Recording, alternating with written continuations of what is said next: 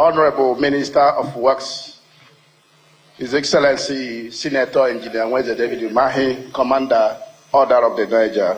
Please put your hands together for him. He's working very closely with the establishment. The Permanent Secretary, Federal Ministry of Works, Yakubu Adam Kofaramata, PhD. He's a man that believes in synergy. He believes even though there is separation of powers, but there is need for synergy in order for government to move forward. And that is why he has come with a number of distinguished senators and reps members. I will start with the Deputy Majority Whip of the 10th Senate, distinguished Senator Barrister Onyekachi Nwebonyi. The President believes that party or no party, there must be synergy for government to run. And that is why the Minority Whip of the 10th Senate is here, Senator Ositangu.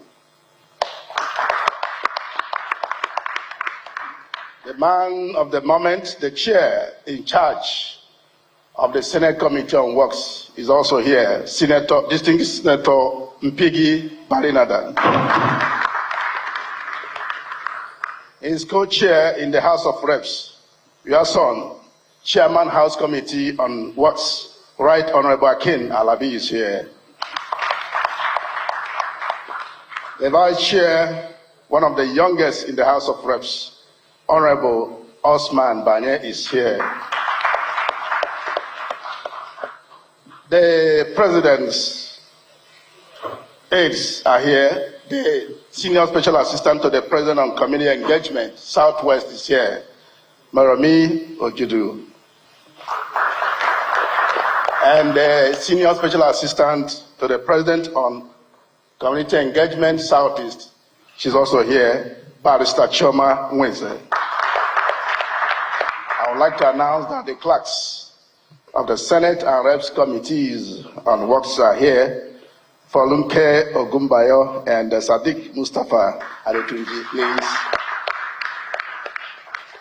I will not forget to mention the host, the Federal Controller of Works, Engineer Kesha. Oh, thank you, ma'am, for making this event possible. At this moment, ladies and gentlemen, I would like to inform you that we had done introductions of the royal fathers that are here and some other personalities. So we'll go straight to the point, and that is welcome remarks by the Federal Controller of Works. I therefore invite Engineer Kesha O for her welcome remarks. Engineer, please.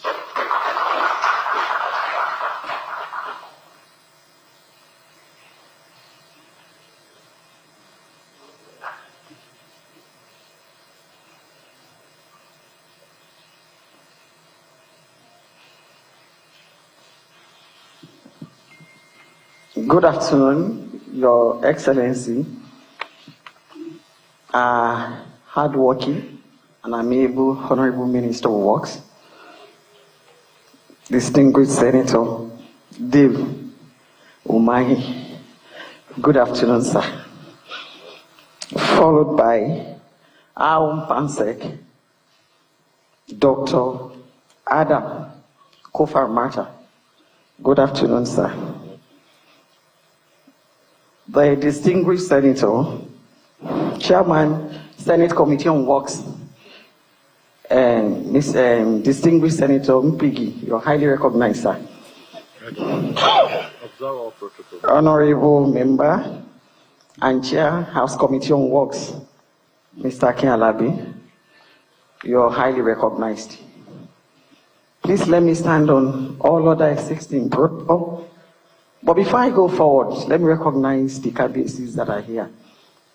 KBSU, Kade Pelurio, Kibata Pelese, Kirukere Pelo, Kashe Opeleno, Kemi Olaogonsa, Eshisa, Takwi Intejewa, Ekabosa. Let me also recognize the presence of all the distinguished members of the public that are here, including the contractor and the ESI consultant, and representative of the estate valuers that are here. I would like to say good afternoon and welcome, and thank you for coming.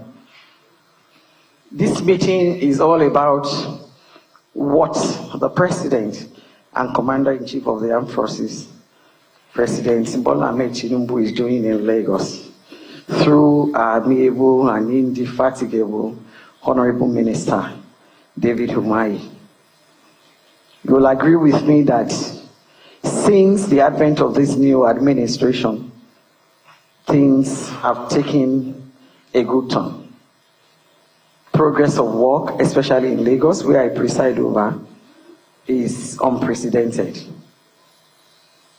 We have a lot going for Lagos, and Lagos is a pace setter. Firstly, let me start by listing all the ongoing projects in Lagos, and I'll tell you the progress of all. The federal government is doing so much in Lagos. We'll have the Lagos-Badagry Expressway. If you've been there lately, you will admit that the progress of work is unprecedented. Before now, if you want to go from Agbara to Badagry, it takes 3-4 hours. But now, within 30 minutes from Agbara, you are in Badagry. So we give kudos to this administration who has released funds for the contractors to work. And the contractors are working earnestly. Let me go to all the bridges in Lagos. Third Mainland Bridge. You are a living witness that we resurface the Third Mainland Bridge like it has never happened before since it was constructed. It has never happened. All we do is sectional patching and sectional overlays, sectional rehabilitation. But what we did now is full rehabilitation of the bridge. We're not only working on top of the bridge, we're working under the bridge, making sure that the structural integrity is not in doubt. We're working on Eco Bridge. At the same time, we're working on Edo Bridge. We're working on the structural, and then we're doing the superficial, which is the asphalt overlay, the lightning, the fixing of the guardrails, the lane marking, and the painting of the curbs and the median barriers. We're doing a lot coming to Lagos Coastal. That's a mega project. Kudos to our visionary leader, President Bola Ahmed Tinubu, who took the bull by the horn and gave it all that is needed. We have all his support, and that's why we are this fast and we're this far. And we have somebody who is equally capable to handle it in the person of High-Tech, the contractor. So for the government, funding is not an issue. The contractor capability is not in doubt. So this afternoon, we want to ask you to go along with us as we reel out more of the things that the federal government is doing in Lagos, so that come next election, you know the man of the moment to vote for. Honorable Minister, sir, thank you for coming. We're very glad to have you here. Thank you. That was the Federal Controller in charge of Lagos. Thank you, ma. Please, for want of time, just straight to the point, no protocol, restrict yourself to the time given to you. I would like to invite for a brief review of the approved alignment of sections 1 and 2 of the Lagos Calabar Coastal Highway. Director, Highways, Bridges and Design, Engineer Bid Obia, please. Just 2 minutes.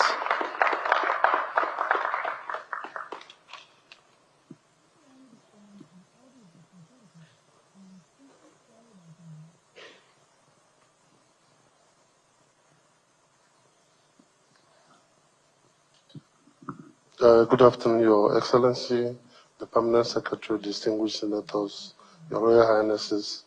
Please permit me to stand on existing protocol. Sorry, I'll be asking for too much if I ask members of the high table to just look back a little. Sorry about that.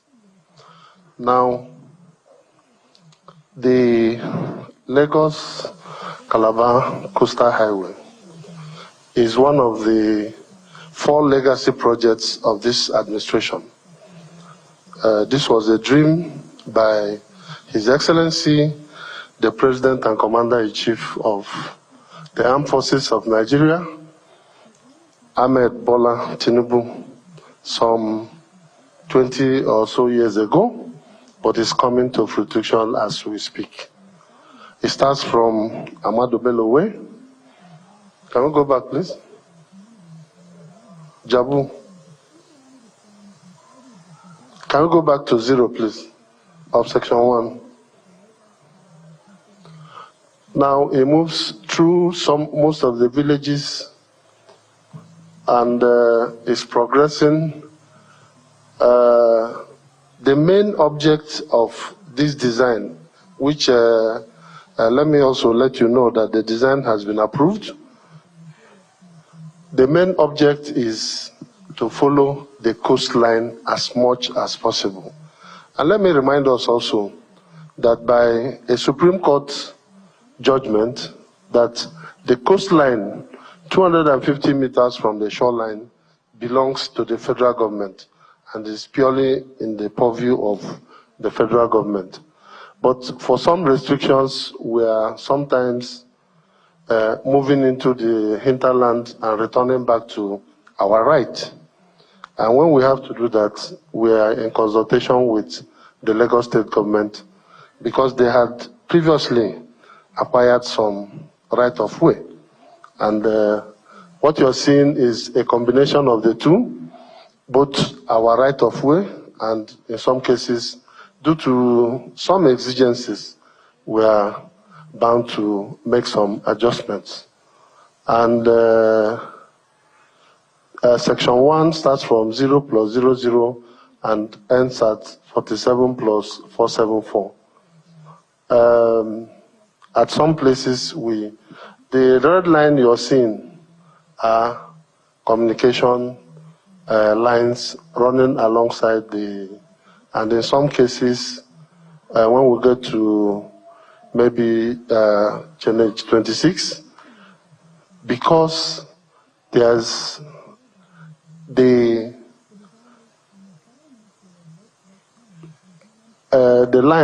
communication line that is in the deep water, we are now forced to, and they have some facilities that we are forced to veer off in order not to.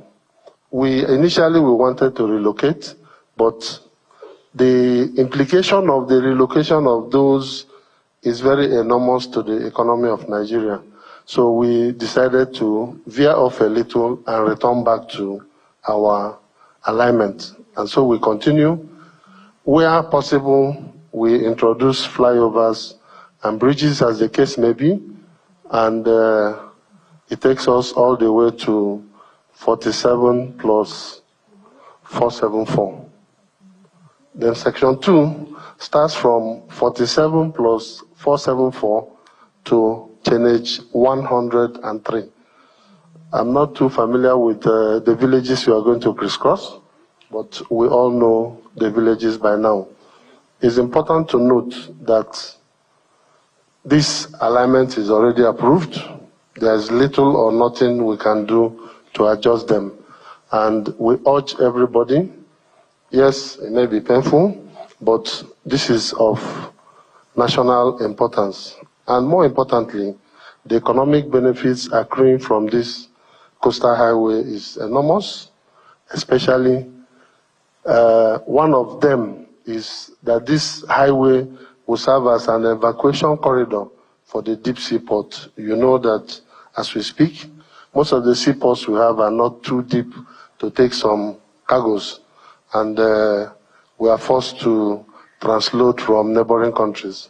As soon as we finish this and the deep sea port is in place, it will be a thing of the past and a lot of economic benefit to the country. So I want to employ everybody to cooperate with Mr. President and the Federal Ministry of Works in order to ensure that this project is completed as scheduled, because it will bring about rapid development of the peoples of Nigeria and Southwest in particular, since it will serve as a major evacuation corridor. Thank you, sir. Thank you very much. A high-powered delegation will, from the Ministry of Works, will do a special remarks, and that is no any other person than the Permanent Secretary, Federal Ministry of Works, Yakubu Adams Kofaramata, PhD, for 3 minutes. Thank you, the Permanent Secretary.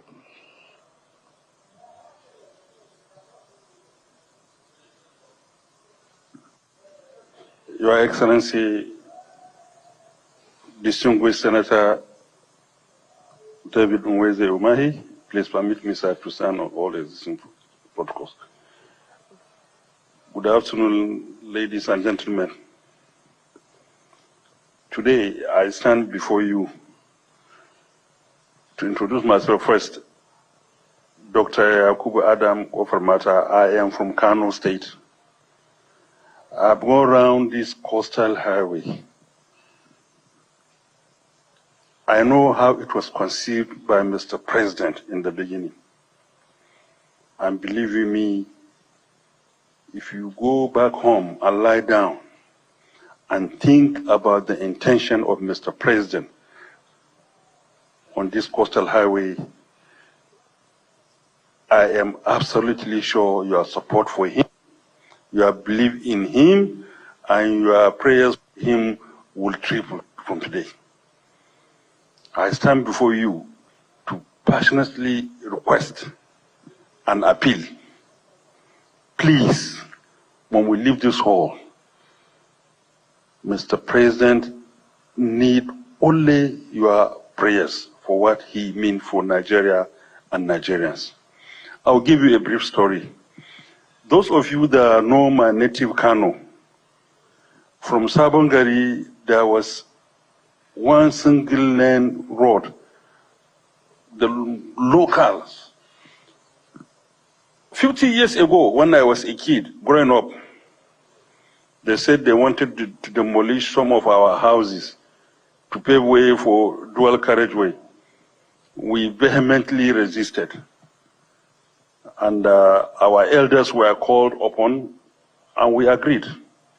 50 years on, that corridor is the most developed in the whole of Kano State. And that is exactly what I want us as stakeholders to know, that the president meant well. I doubt much if any one of us here in this hall, only maybe some, that will reach additional or add additional 70 years. But I assure you, the president means well for all of us.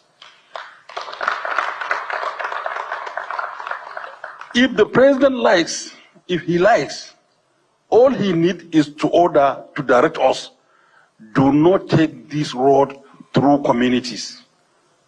Let it be the way Third Mainland Bridge is, be on the sea. How will that be development? It can be done. I hope you know that it is doable. If the president so direct, I assure you, believe in me, I swear, we will do it. But what development will it bring to the people and to the nation? This should make you understand that this uncommon president means well for all of us. Please give him a resounding. We really, really need our royal fathers to talk sense into some of us. There is no way you will see development. Even while some of us are growing up, I'm sure even between and among families, we will say, Papa like so-so person more than me. He is sending him to the best school. It may not be true, but when we grow up, we realize that, oh, God bless Daddy, he really tried for us. This is what is akin to what is happening. The president loves us, but because we have some personal interest, when this road comes, I have a small business, and they say, I'll be paid little compensation and it will be demolished. No, let there be no development. Come on. We shouldn't allow that to happen. Please, we should try as much as possible to ensure that this project goes on, to ensure that development reach our communities. We should ensure that we continuously pray for this uncommon president of ours. Please, it is extremely, extremely important. I know some of us here are affected, I know some of us may not like it, but that is the bitter truth and nothing but the truth. So God help us all. And thank you so very much for listening. The voice of the Permanent Secretary, Federal Minister of Works. The next is a documentary, a very brief documentary. But before I do that, let me announce the presence of the Managing Director of High-Tech Company Nigeria Limited. Mr. MD, thank you, sir.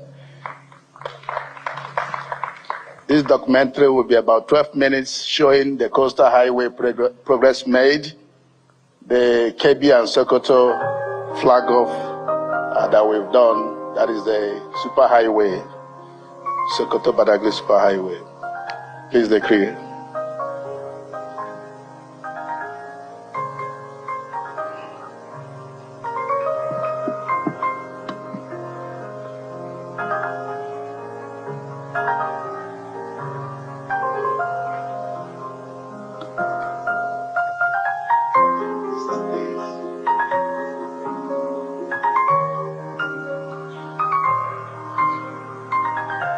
Your Excellency, the Honorable Minister of Works, the distinguished members of the Senate and the House of Reps, permit me please to stand on the protocol already established. Good afternoon, ladies and gentlemen. What we are seeing here is a quick brief of the equipment that has been ordered more than a year ago, and we started receiving to see what has been received so far and what has been deployed on our projects. So what you can see is different type of equipments that has been already received in Nigeria, and they are deployed on most of our projects, be it Coastal Road Section 1, Coastal Road Section 2, and recently, last week, we have launched Sokoto Badagry Section 1 Phase 1A in Sokoto, and Sokoto Badagry Section 2 Phase 2A in Kebbi. So what you can see now is the realized section of the road, almost like 2.5 to 3 kilometers done with concrete on top of the reclaimed land. And this is like a sample of what the road will be from Channage 0 to Channage 753 in Calabar in the future. So what you can see is like a quick preview of the sample of the road that will be established. What we are using so far, we are using sharp sand for the filling. We are doing all the concrete works as well as the drainage works. And for sure, the drainage works will not work without crossing culverts, which everything has been established so far, and we are on the way going and moving forward. High-Tech has mobilized a lot of equipment in terms of haulers, tippers, excavators, dozers, all kind of equipments that are linked to the earthworks and earth-moving equipment. What you can see here is the part of the road that is going eastbound, and this is that runs parallel to the Eco-Atlantic City, and here is the dredging operation happening on that portion of the road.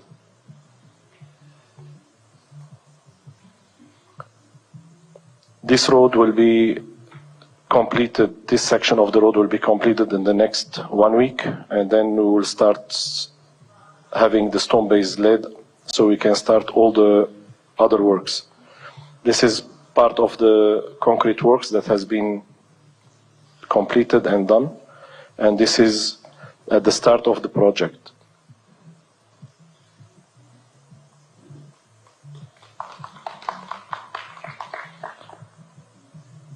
If you want to recall that this project is based on a rigid pavement of 275 mm, as well as reinforced, fully reinforced, which is the continuous reinforced concrete pavement.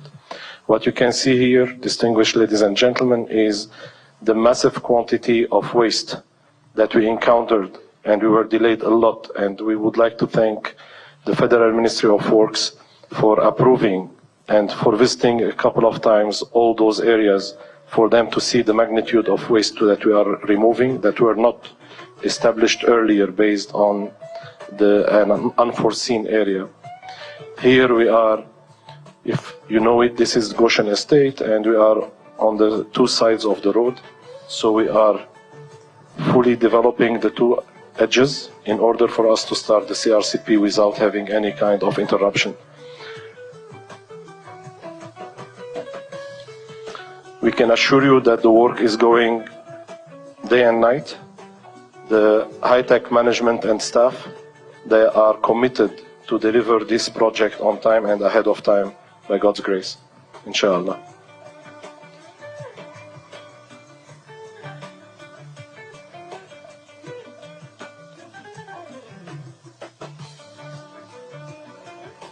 Here we are at more or less kilometer 8, and we are moving forward. So those are the already established areas, and we are continuing. So we are aiming to complete a very big portion of the sand filling throughout the whole area before this Christmas or New Year.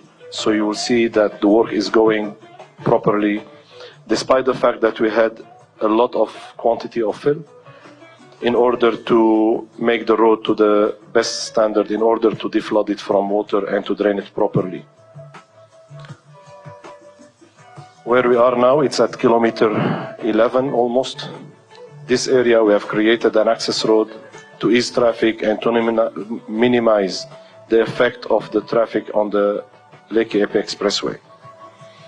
This is at Alpha Beach area, and we are at kilometer 12-13.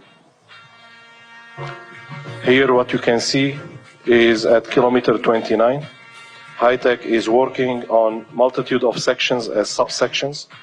We have worked from kilometer 0 to kilometer 13, from kilometer 18 to kilometer 19, from kilometer 19 to kilometer 24, and now we are from kilometer 29 back to kilometer 26 plus 4 and 25.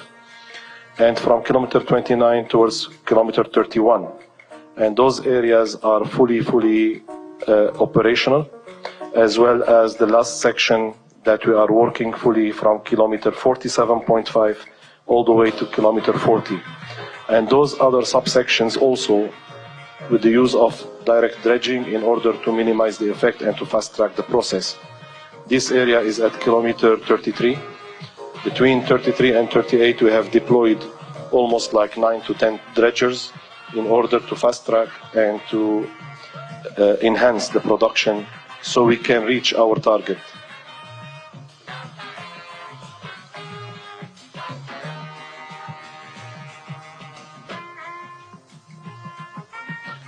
We would like to mention that all the work is being handled by local people from Lagos State and from abroad, for them to know that we are also enhancing the communities and empowering the communities and engaging local content.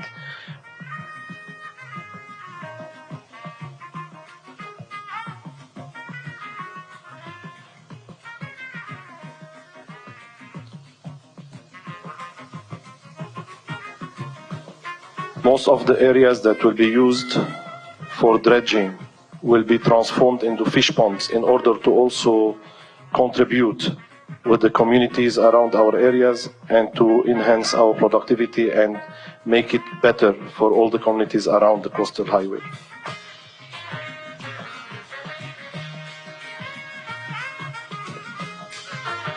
This is the continuation of the clearing.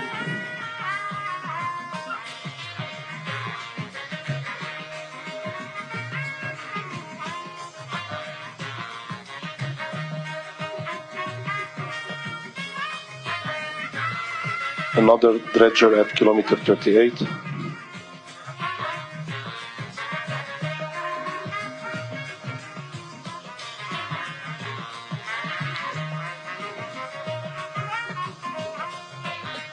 So as I mentioned, the works is going from kilometer 0 to kilometer 47.474 in very big subsections. All our excavators are removing the majority of unsuitable in order to reach a firm land wherever it's possible. This is the area, the last section. It's from kilometer 40 to kilometer 47.5. The majority of the field has been established. We have a lot of earthworks and associated works that is ongoing. We have realized a lot of culverts. We have realized a lot of drainage, as well as some stone-based areas, because we need to have the settlement the quickest possible so we can deliver on our promises. As you can see, some of the drainage networks on the sides to be installed. We have the culverts. You can see at the sides of the roads, you can see those opening for cleaning the drainage and everything that has been already executed and installed.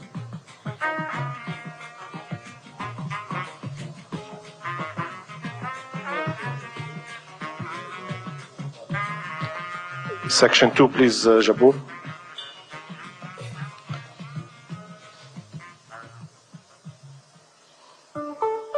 So here is section 2. Section 2 runs from kilometer 47.5 all the way to kilometer 103.308. So we have already established many dredgers. We have more than, if I may say, more than 16 dredgers already committed on that section. And we have a lot of progress that has been achieved. You can see the sand has been already taken shape and the road has been demarcated. You can see a lot of areas that has been done already with sand to the final level, and then we are ongoing still. The dredging operation is ongoing fully with all the equipment that are being procured and set in place. I permit myself to say, Your Excellency, distinguished ladies and gentlemen, that in the next 10 days to 2 weeks max, we will have not less than 3 kilometers up to the final level on that area.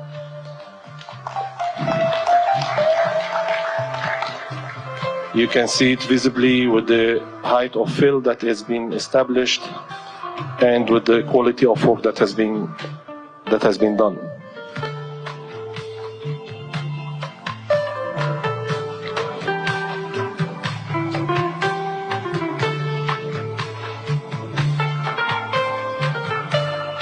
And we would like to thank all the communities around the corridor for their hospitality and for accommodating High-Tech and their subcontractors in order to reach where we are today.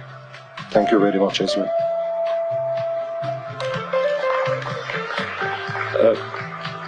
I would like to mention one more thing, Your Excellency, is to show a little bit of what has happened in Sokoto and Kebbi. Here where we have the launching of the Sokoto and Kebbi sections. We thank the federal government and the Federal Ministry of Works by launching the 2 jobs, which I can easily say that by tomorrow, Monday, we are starting the clearing on the road, and we would like to thank you. And this is a big opportunity for High-Tech as well, to thank you, to thank the federal government, allowing us to start the 2 major milestones on this Sokoto Badagry to link it to the Lagos Calabar Coastal Highway. Thank you very much, and I would like to say thank you for Section 1, Phase 1A, and Section 2, Phase 2A, and both of them, they are in Sokoto and Kebbi. Thank you very much, Your Excellency. Thank you. Thank you very much. Looking at the screen, 2 things will come to your mind. Please keep clapping, keep clapping. There are only 2 persons that can accomplish this, and that is the President of the Federal Republic of Nigeria, Asiwaju Bola Ahmed Tinubu, and the technical group, the High-Tech. Well, thank you. Thank you very much. To further adumbrate on the alignment and the progress of work, I would like to invite the team lead and consultant in charge of environmental and social impact assessment on this coastal highway, Dr. Ejin Itua. Please come for a brief presentation. Just 2 minutes.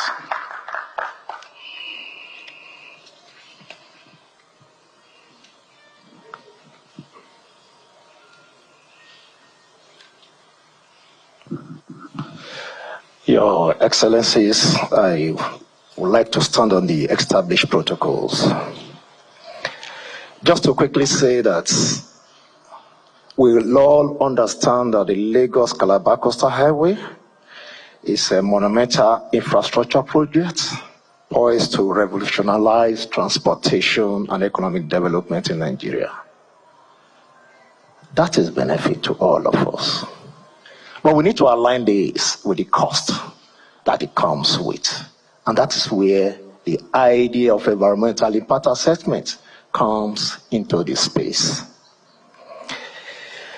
To ensure adherence to environmental regulations, the Federal Ministry of Work diligently followed the guidelines set forth by the Federal Ministry of Environment and the provisions of the Environmental Impact Assessment Act 1992.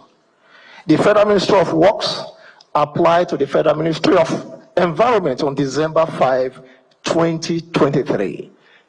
It is significant that we recognize that very date. And the prepared ESI report was submitted to the Federal Ministry of Environment, who disclosed the report for 21 days.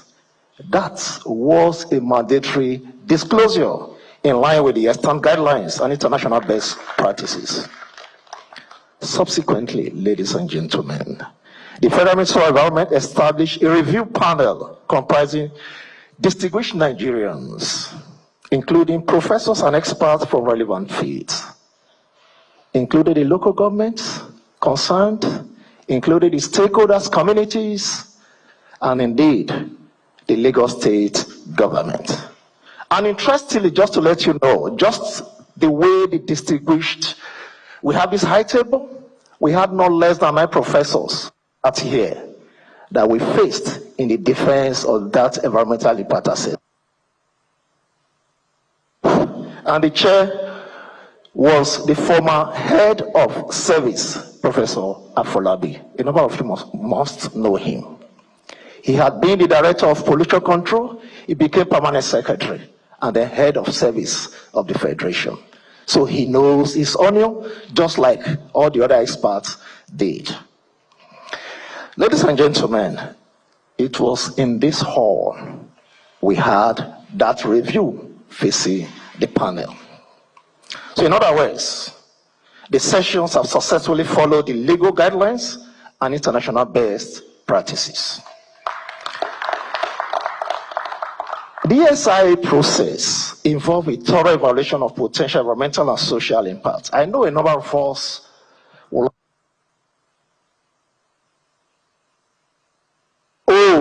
there had been that cost we're looking at. We had actually evaluated all of that and preferred mitigation measures. Whether in terms of environmental, in terms of social, or even community impact, we've all looked at all of that. What about environmental water resources? We've taken noise, just name it. We were able to build that nexus.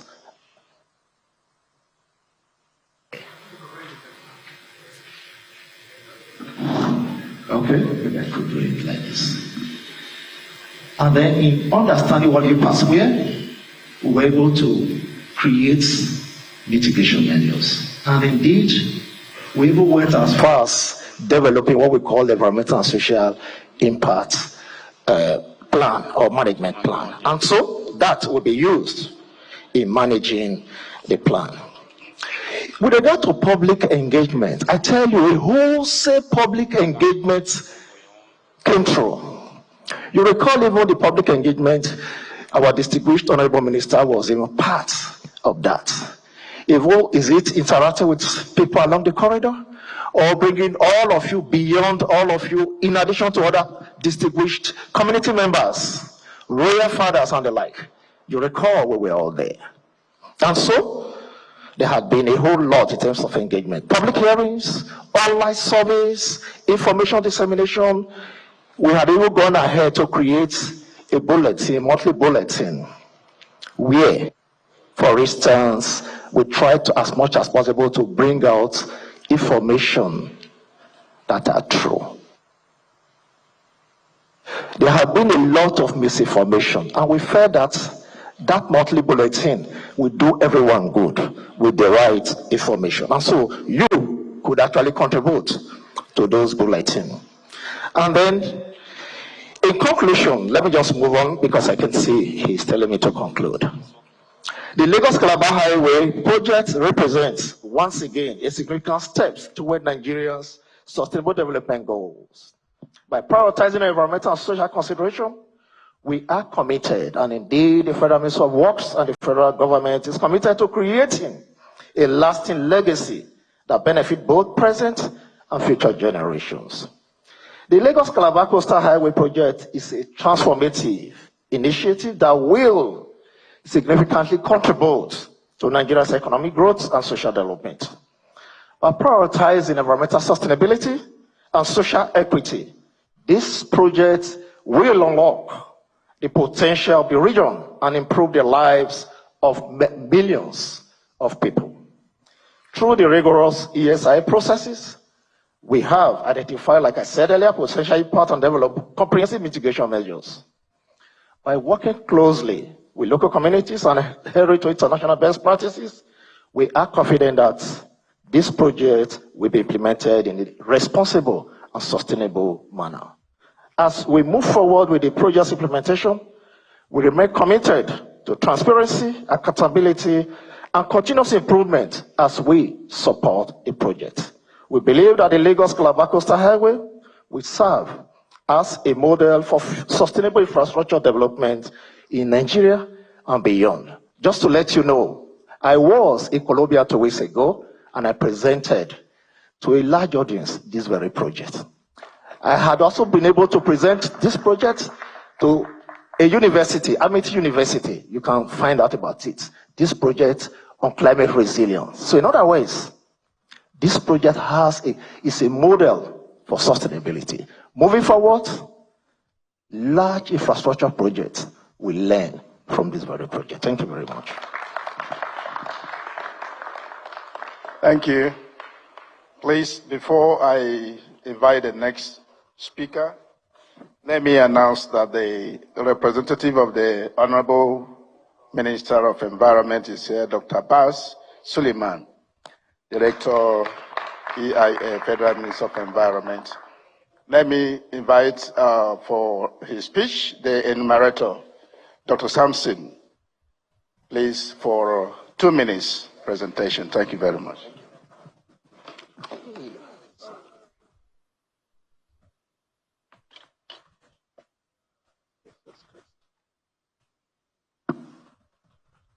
Honorable Minister, sirs, distinguished members of the House on the high table, please permit me to stand on the existing protocols. The KBACs and distinguished ladies and gentlemen, it is an honor for me to represent my members that are consultant on that corridor. We are 4 estate firms appointed to handle the assignment of compensation for the project affected persons. And as experts in that area, we have diligently done our work, and I'm going to explain that to every one of us. The foundation I need to lay to us is the fact that the right to compensation is the fundamental right enshrined in the Constitution of the Federal Republic of Nigeria. That is Constitution of 1999. It is a statutory right contained in various legislation. The main legislation governing acquisition of land and payment of compensation in Nigeria is the Land Use Act of 1978. Therefore, compensation processes and practices in Nigeria is statutory in nature. What do I mean by that? Within the context of Section 1 of the Land Use Act, all land in the state has been vested in the hands of the governor to hold and administer for the benefit of the citizens. By that section, ownership of land has been vested in the governor, and therefore nobody owns land in Nigeria again. What is the implication of that? If you move to Section 28 of the Land Use Act, it says that where land is required for overriding public interest, the governor has the power to revoke every subsisting interest. Section 1 has revoked acquisition. Section 28(9) is now saying existing interest, meaning that where your land is revoked for overriding public interest, Section 9 says you are entitled to compensation. But within the section of Section 29, there are procedures for compensation assessments. It says that you have three basic head of claims. Three basic head of claims. The first one talks about annual ground rent that were paid in that year, because it is supposed that the person affected is a tenant of the state, so he's paying rent like a tenant. That's one. Number two talks about economic trees, crops, what have you, cashew. Talks about economic trees, palms, coconut, just name it. Then the last one, that one talks about unexhausted improvement. What do we mean by that? Anything you do on land that change the position of that land is an improvement. When you put a structure on land, is an improvement. When you put a fence on land, is an improvement. And of course, when you have shrine on your land, it is an improvement. When you have burial grounds, the dead ones, they are improvement. These are the provisions of the law. So as an expert in land administration, we are not lawyers, we are surveyors and valuers, but we are trained to respect the rule of law. We are trained to respect, thank God we have the lawyers, the lawmakers here. So we have acted within the context of the act. So when you move further within that law, it says that the rate to be used shall be the rate that is given by the officers specified in that act is there. So what we have done as valuer is to say that the basis of our valuation must be established, and that basis is called statutory basis. I know a lot of us in this house, we are valuers. We value for various reasons. So there are values that are statutory in nature, and there are values that are market-based in nature. For compensation purpose, there's no sentiment about it. There's no empathy about it. It's about law. And where we acted outside that law, we have acted against the law, and our report might be subjected to scrutiny. So we have used what we call the depreciated replacement cost for structures. We have also used rate for economic trees and crops as provided by the appropriate officers. And based on that, we moved to site and we conducted what we call reconnaissance survey. And after reconnaissance survey, we did community engagement beyond what the ASEA people have done. We went to the community leaders, we met with the youth leaders, we were able to identify those people that are affected, so that in the course of our enumeration, we will not record the wrong person for what it doesn't hold. And we ensure that we require for the certification or title to show that they have owners of. Because of my time, I think I've stopped at this. Thank you so much. Thank you. Thank you, enumerator. This is now the time for the main business. I will invite the driver of this project,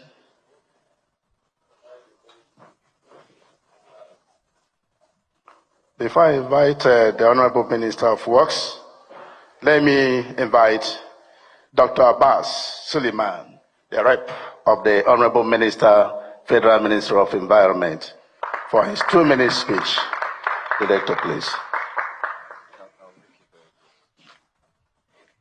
Your Excellency, the Honorable Minister of Works, distinguished highnesses here present, I convey the compliments of the Honorable Minister of Environment, Abbas Balarabe Lawal.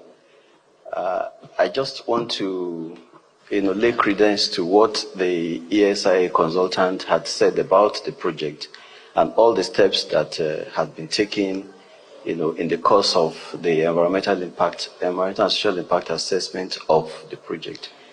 First of all, let me just stress that, like he mentioned, December 5, 2023, the project was approved by the President in Council. And by the EIA law, it would have just been okay. The highest authority has taken a decision on the project. However, we want to commend the promoters of the project, Federal Ministry of Works, for making sure that the project is still subjected to the environmental and social impact assessment as enshrined by the Air Act 86 of 1992, which we codify as Chapter E12, Laws of the Federation, 2004. I don't want to go through the steps that the consultant has enumerated, but I'm here to support it as the main regulator of that activity. The panel that was established by the Honorable Minister of Environment is an independent panel of technical experts and federal, state, and local government regulators. Most of the personages that you had on that panel, led by a former head of service of the Federation, who incidentally had also been one of the foundation members of the Federal Environmental Protection Agency, and the officers that built this process. He came outside the country to honor the call of the minister to chair that panel because of the importance that the ministry attaches to this project. I would want to just close by saying that roads are like the blood arteries in the system. They promote economic growth. Let us look at what happened in India. 2 infrastructural projects, ballooned India from where it used to be to where India is today as one of the leading economies in the world. The IT infrastructure they set up, and then the road network that was built across the entire country. And I think that's what Nigeria is also trying to do. So with this, Honorable Minister, sir, we pledge the support of the Honorable Minister of Environment. And let me end it by saying that all concerns will be taken care of in the course of the review of the environmental impact assessment of this project. Far-reaching decisions that will be taken will be in the mutual benefit of all. And whatever we come up with, stakeholder engagements is something that will continue throughout the project lifespan. Thank you very much. Thank you very, very much, Dr. Baz Suleiman. It is now the time to invite the Honorable Minister of Works, His Excellency Senator Engineer Mweze David Umahi, to your head. Your Excellency. Thank you. My dear National Assembly members, the PAM Secretary, Directors, Lagos Controller, the KPAC, the Directors of Ministry of Works, our stakeholders, MD of High Tech. Because of time, we're going to be combining my remarks with questions and answers and remarks from participants. After that, the National Assembly will now have their comments and directives, our headmasters. Let me first comment very highly the stakeholders for honoring us. Each time we ask for your presence, you've always come and we've always had fruitful discussion. Today will not be an exception. And to PAM Secretary that put our ministry staff and the program together, I want to thank you very highly for your commitment to the vision of our dear President. Let me, can you remove my pictures there, please? Let me also, yeah, that's the right pictures that should be there.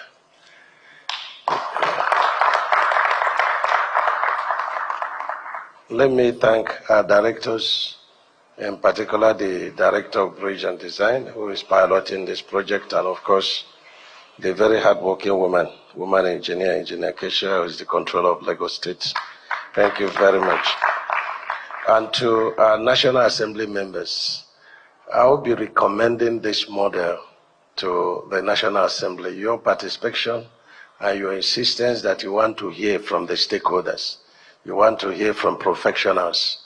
You know, we are very, very grateful, because this will be more reassuring, because you are representing the people and you are protecting the interests of the people.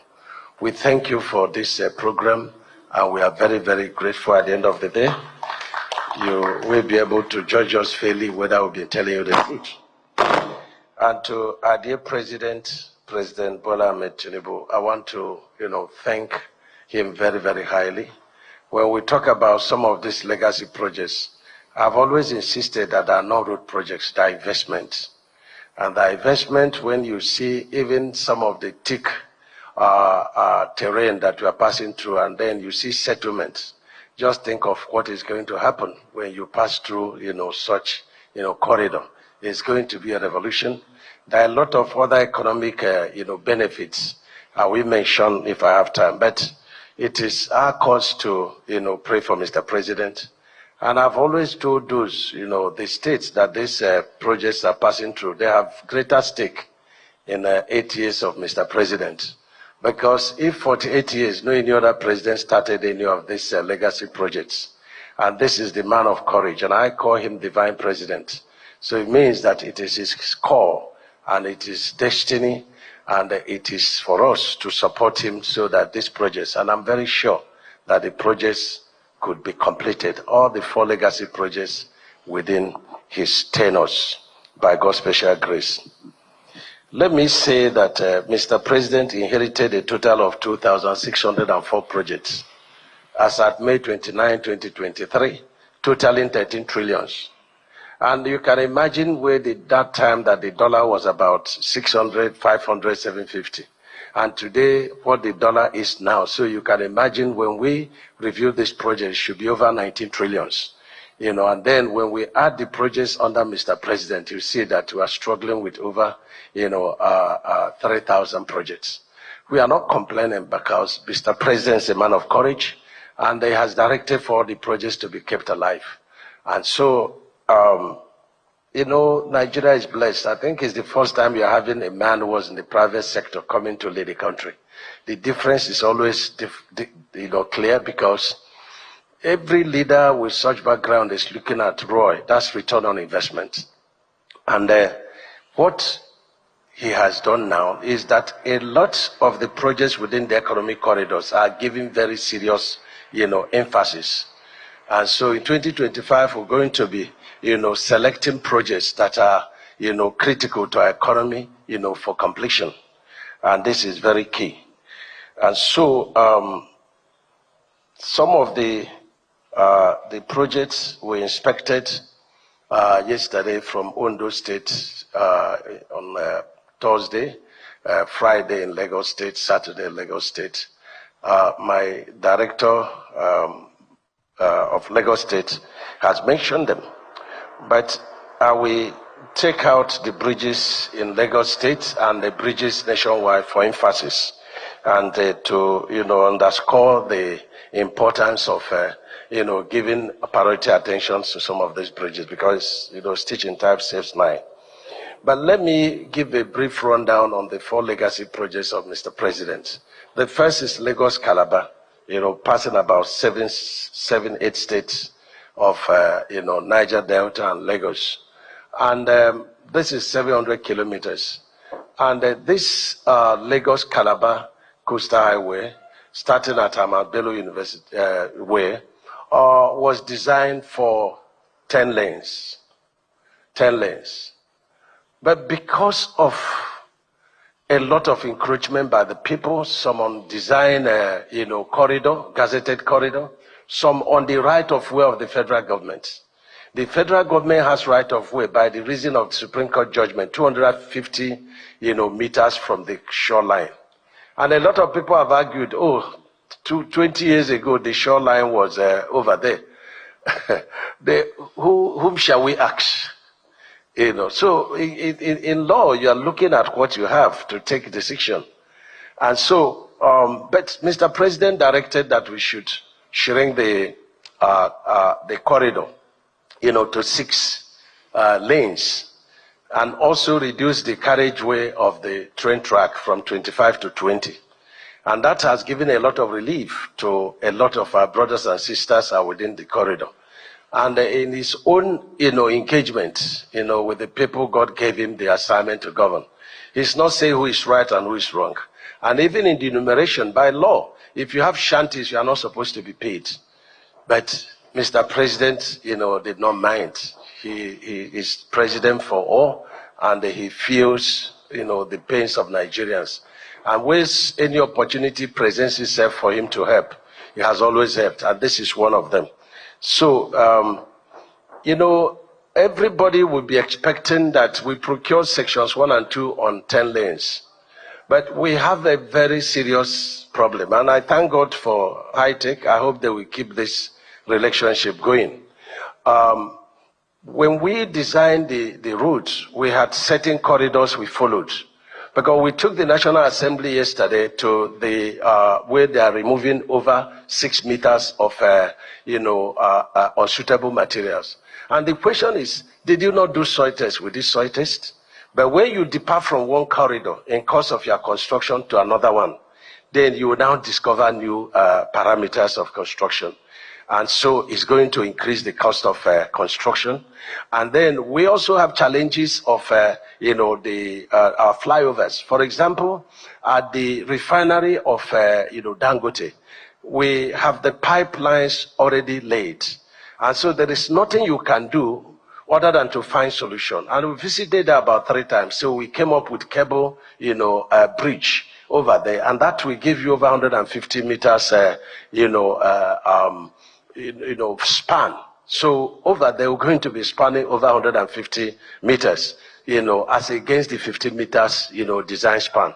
That is going to introduce, some elements of cost in the distance. When we move from the corridor, near the coast, where we should have sharp sand to backfill, and we go to the swamp, which we are doing now, then you have to remove the bad materials. That was not there before, and then you have to transport materials. That's another cost. And all the unsuitable materials that are removed within kilometer 7 to 0 is to be transported to the dump site designated by Lagos State government, either at Ikeja or Eko. That wasn't in the cost before. So we are struggling to see that essentially we're supposed to make some savings from 10 lanes to 6 lanes, but with these inclusions, including doing the concrete retaining wall in all the high fields, we have an average fields of 6 meters on top of the existing ground level. So we have a duty to protect the houses within that corridor. And so there will be retaining walls that are going to come along the corridor. So all these things will be put together, and then we wait now. So I'm putting the National Assembly on notice. And of course, I said after God, they're also our witnesses, because we were there together and we all saw it. And so we are going to aggregate all these things together to produce the final design, which is what the Ministry of Environment is looking for. And then we take it back to Federal Executive Council. If it goes beyond what we had before, why not? If we struggle and we save money, why not? But we are very transparent in doing that. And I want to thank ESIA, very professional person, and of course the Ministry of Environment for getting an independent professor that you cannot buy over, to preside over the review, committee. And I thank all the participants. And I saw that the man that, heading the enumeration is quite a very serious professional. Palm Secretary, you don't have to pay them 100% of their money, because we are taken to court. So this brilliance, he has to come and define what he did in court. So when the case ends, then we pay the balance of the money. This is very, very important. And to the rep of the Ministry of Environment, I want to thank you. In fact, the 3 speakers were quite very professionals, and I'm sure that the National Assembly people were nodding their heads. These are very tough people that if we are doing otherwise, you will see them reacting. But I'm sure they're satisfied, because 1 + 1 will always give you 2.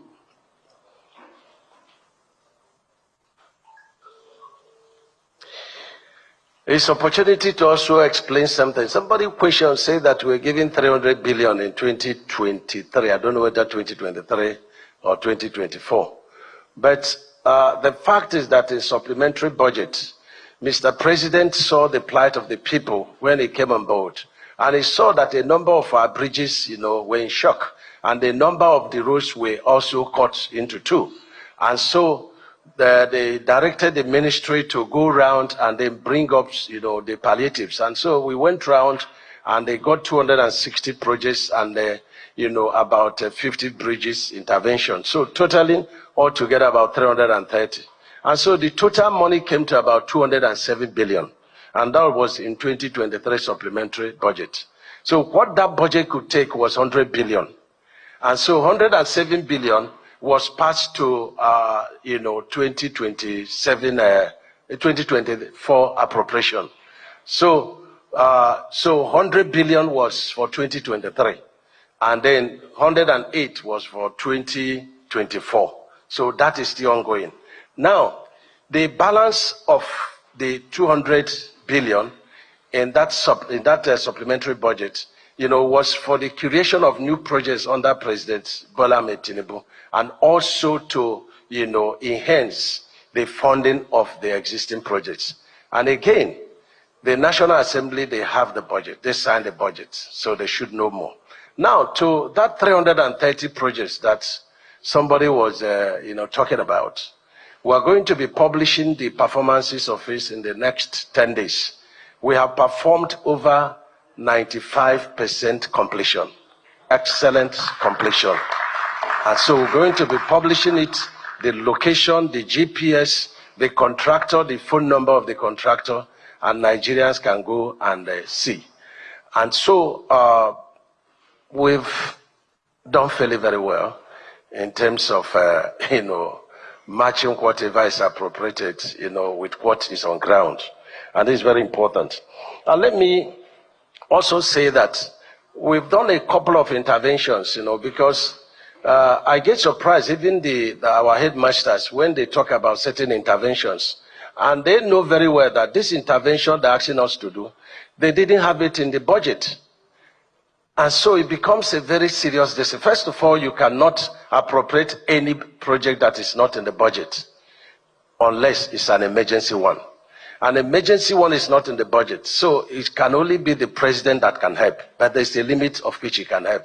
But Mr. President has helped and intervened in the following projects, by reason of the motions of the National Assembly, and of course the observation of Mr. President. Of course, he watches the televisions, he sees the newspapers, he listens to the public, and he feels their pains, and he has come to help. In Abuja, Kano, apart from the permanent works, which I'm going to discuss here, he has directed that the entire motorways should be made motorable. There should be no pothole, that should be done while, the permanent work is going on. And that is being done. And I think in the next 7 days, that directive will be fully carried out. And when we are going to Niger State by Wednesday, the National Assembly have directed that they want to inspect the road. And I'm very grateful for that synergy. We have the Katsina Ala. It's running from, Cross River down to Benue. We have started, as directed by the President, the section of Cross River. And it is ongoing, and we get to, Benue State. It has no appropriation, it has no funding. But we have to do what Mr. President says we should do. Makurdi to 9th Mile. It is, China Exim Bank project funding, and it's done by China Harbor. But there are a lot of, disturbances, along the corridor, and, some of the roads have been destroyed to the fact that you have a lot of dust on the road and potholes. So the President has directed that we immediately procure all that within the project. And that has been done, and the work is, seriously ongoing there. There is this Oyo Bomosho that has been, even the construction workers have issued their threat, the road transport workers, the National Assembly, and they understand the plight of that project. But what happened was that it's an inherited project. But the way existing two carriageways dualized, that has been there. But the last administration chose a different corridor, also dualized. And so the project cannot move forward, even though the contractor had, claimed over 95% of the cost. And so the job had stopped. It's been abandoned over 5 years back. So what we have done, as directed by Mr. President, is to go back to the old existing carriageway, put it totally in order, terminate the contract. Mr. President did not direct us to terminate the contract. We directed ourselves to terminate a contract that has been there for 5 years, and the contractor had demobilized, and they has claimed over 85% of the money, and the job is not ongoing. So we are following due process to terminate it. But a duty as directed by Mr. President is to go and repair the old one so that people can have new lease of life. We are doing that.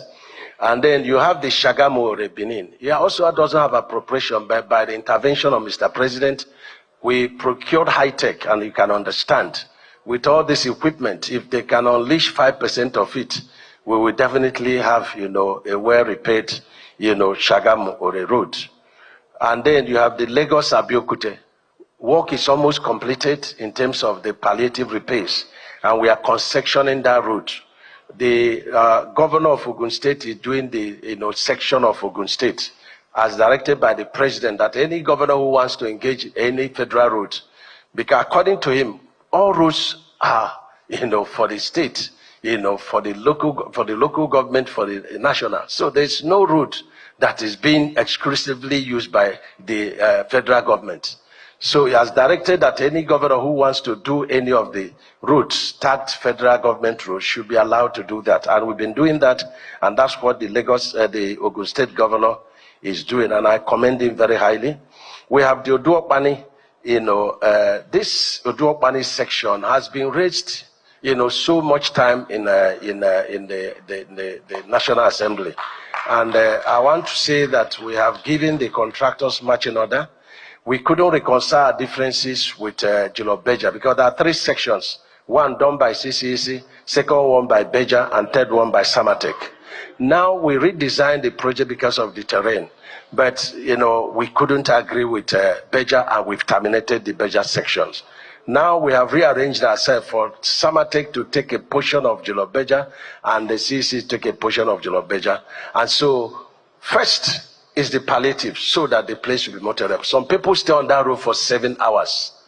And so we are doing that, and we have given the directors of the ministry and the contractor marching order to do that. We have Abuja Lokoja, where we have a lot of rusting. The asphalt is dancing. So we have also given out that palliative for maintenance. We have Kwanga Jos, Bauchi Gombe. That's one of the 4 legacies projects of Mr. President, but we are doing palliative on the entire stretch so that people can have, ease of life while the permanent structure is going on. Time will not permit me to continue to talk about all the interventions, but we have, equitably intervention in the 36 states of this. But if there is any that we have not intervened on, you can, send us text message, and then we will be able to do that. We have terminated a number of projects, Lokoja Benin. The 3 sections, I wouldn't want to call the contractor, but the 3 sections have been terminated, and we've gone to BPP to do selective tendering to re-award it. Lagos Ibadan, phase 2, done by 2 contractors. We've terminated it, and we are going to be re-awarding it. There is section 3 of the Kano Medugri. It's also not going well. The contractors say I'm a wicked man, but it's better for me to be a wicked man by terminating a project that has stayed for more than 12 years with very unproductive attitude, than for the people to be suffering. Nothing personal. Of course, Second Niger Bridge, we've also done that. The bridges, we have recommended to Mr. President 341 billion for us to tackle the disaster that could happen, on our bridges. When you go to Tom Mainland Bridge, you'll be seeing the beautiful work done by the president, on top. but there are dangers, below the deck, and there are even more dangers, inside the water. Below the deck, you have some deflection of the slabs. You have, the buckling of the piers. You have attack by the salt water on the, pie caps. We have the detachment of the pie cap from the, the pies from the pie cap. And that is all within the top, the under deck. It's not what you see below. And so Mr. President had given us money to rectify this in, Murtala Mohammed Bridge in Kogi State, in Kata Bridge in Lagos, and Tom Mainland Bridge. And the reason for some of these problems is because these bridges have lasted some for 53 years, for 60 years, and there were no maintenance. So our maintenance culture is not very, very commendable. So, but we are doing this. But the most troubling in some of these bridges is what is called chlorination and carbonization. And that is, the sipping of the chloride water, salt water, to attack the reinforcement of the pie cap. And so that is what we are witnessing, and it's a huge problem. So we have contacted international communities to learn where such thing has happened. And the Beja is also making contacts, who is the contractor to that job, to see how we can, effect repairs of that. Because we can't demolish the pie caps. It's impossible, But also greater problem is the piles. The piles were constructed under skin friction because it is like the end bearing, which is like rock, is beyond reach. And so you have illegal mining of the sharp sands. You have the undercurrent, the scouring. And so over time, you have the piles that are just there with nothing holding it. So in 2019, I second evaluated these piles, 330, pie caps. Some of the pie caps, has over 20 pies, 24 pies, 30 pies. You can imagine the number of pies. It goes into thousands. And they discovered that some of these pies, the casing had, rusted. And there is an attack on the concrete on the reinforcement of the concrete. You discover that some of the pies have detached from the pie caps. You discover that some of the pies are just dangling like this. And so the 2013 exposed the dangers. And in 2019, ISECON also under the federal government reviewed but 19 pie caps and saw that we had geometrical progression of the deterioration. And so we have committed Beja to evaluate all the pie caps of Kata and Third Mainland Bridge and give us a design. We have also, procuring an independent consultant who will also do similar work. So we use 2013, 2019, what Beja is doing and an independent, so we bring them together, put up a design, and then we approach the federal government through the National Assemblies to see what we can do. But it's an emergency, and this is very, very important. Let me comment very highly, high-tech. The 4 legacy projects, we have the Kwanga, Jos, Bauchi, Gombe, is being to be executed under China Exim Bank with counterpart funding from federal government. That procurement and review is ongoing. Then you have the Trans-Hara that is passing through southeast to Benue, to Kogi, Nasarawa, and Abuja. And the procurement is being concluded now. Unfortunately, High-Tech did not bid for that project. And people are asking, why is it that, a woman say, why is it that when it comes to my turn, then the bed is broken? So with all this equipment we are seeing, that's questions they're asking me. But we can't force High-Tech to bid. We put out for people to bid, and they did not bid. So we believe that whoever that will win it is going to do a good job, similar to High-Tech. And when people say, why are you giving the 2 legacy projects to High-Tech? We are following due process, procurement process. But look at the equipment. They are not photoshops. The National Assembly were there with us. We went physically to see them. This, what you are seeing, is 50% of what is still in their wharf. And they were not procured for this project. They were procured a year ahead. They are just coming in now. Because they are not just working on these two legacy projects. They are working for state government, especially Lagos State government. They are working for Ogun State government and many other states. This is a company that is determined to work. And the PAM secretary is here, and I want him to direct his engineers, controllers, directors. Let us evaluate the equipment of all contractors. We've seen some contractors having up to 20 jobs, some lasting over 18, 20 years. The jobs are not going on. Every year there is appropriation, they take it, and the work is not going.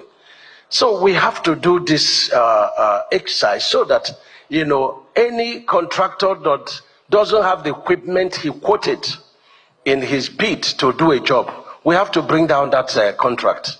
We have to do this. And so we went physically at Ahababelu Way to look at this equipment. And we are very satisfied that any project engaging, and this is the reason when we say turn from this corridor to this corridor, no argument. I hope there will be no argument, you know. But because they have the equipment, they are doing it. Going through the mangrove, swamp, they are doing it. They have the equipment, and I commend them very, very highly, you know. And we want to see any other company in this country that will have 5% of this equipment. That will be second high tech, you know. So it's a challenge. So I want to thank you very, very much, you know, high tech. And yes, you've requested that the loan part of the contract, you should be paid in dollars. Of course, you should be paid in dollars for the loan part, but the counterpart funding we are giving is going to be in Naira. It has always been in Naira. And any mobilization we give to you will not attract any VOP, will not attract any variation. And if we pay you in dollars for the loan component of it, the 100% at peace with the Minister of Works, because nobody will talk about variation. Variation and foreign exchange differentials, and then the games of contractor. That's have been the problems of this country. And when people say that we are engaging in less priority issues, it's because the person was procured by contractors who are not having any equipment to work. Because if the foundation is not proper, then the house will not stand. And the foundation is to nip in the bud all those, antics of the contractors that they are using to siphon the federal government money. When the money is not there, you cannot, extend any construction. So this is very important. And so finally, we want to thank National Assembly. They have indicated interest to do retreat for our 2025 budget. We welcome it because we want to know the projects we will need to budget for, as few as they will be, and then the reasonable amount that will be used to tackle it. And they should say to Ministry of Work, this is the extent we want you to go in 1 year. And I assure them in 9 months we will exceed their expectation. But it's important that, you involve the stakeholders as you've indicated. Ours is, tell us what to do, and they support us, and we will do it. So support us like Mr. President is supporting us, and we will definitely do it. So it's time for comments and questions from our participants. We're ready for you.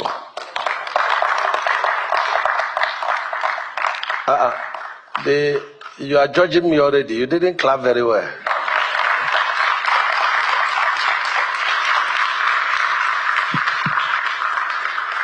Okay. We have 15 minutes to do this, and then another 15 minutes for National Assembly. Yes, go ahead, sir. Very quickly. Honorable Minister, my name is Olushola Ennington. I'm a lawyer, also equally certified in valuation. I'm a dual qualified professional. I want to welcome also the National Assembly. I am happy that you are here and that you are concerned and you are sitting even right now. Honorable Minister, sir, this is a fantastic job you are doing.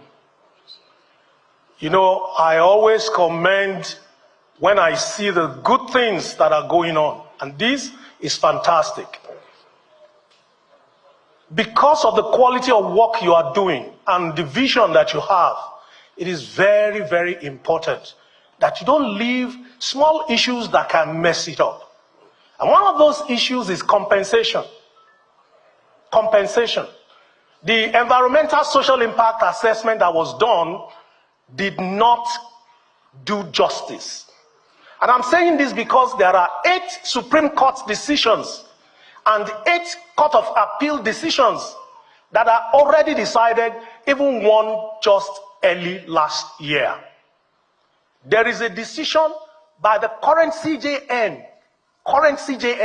while she was a Supreme Court justice, also part of those decisions. Where I am going, sir. What is the issue? The issues are that compensation has not been fair, has not been just, has not been reasonable, has not been adequate, and has made the people worse off.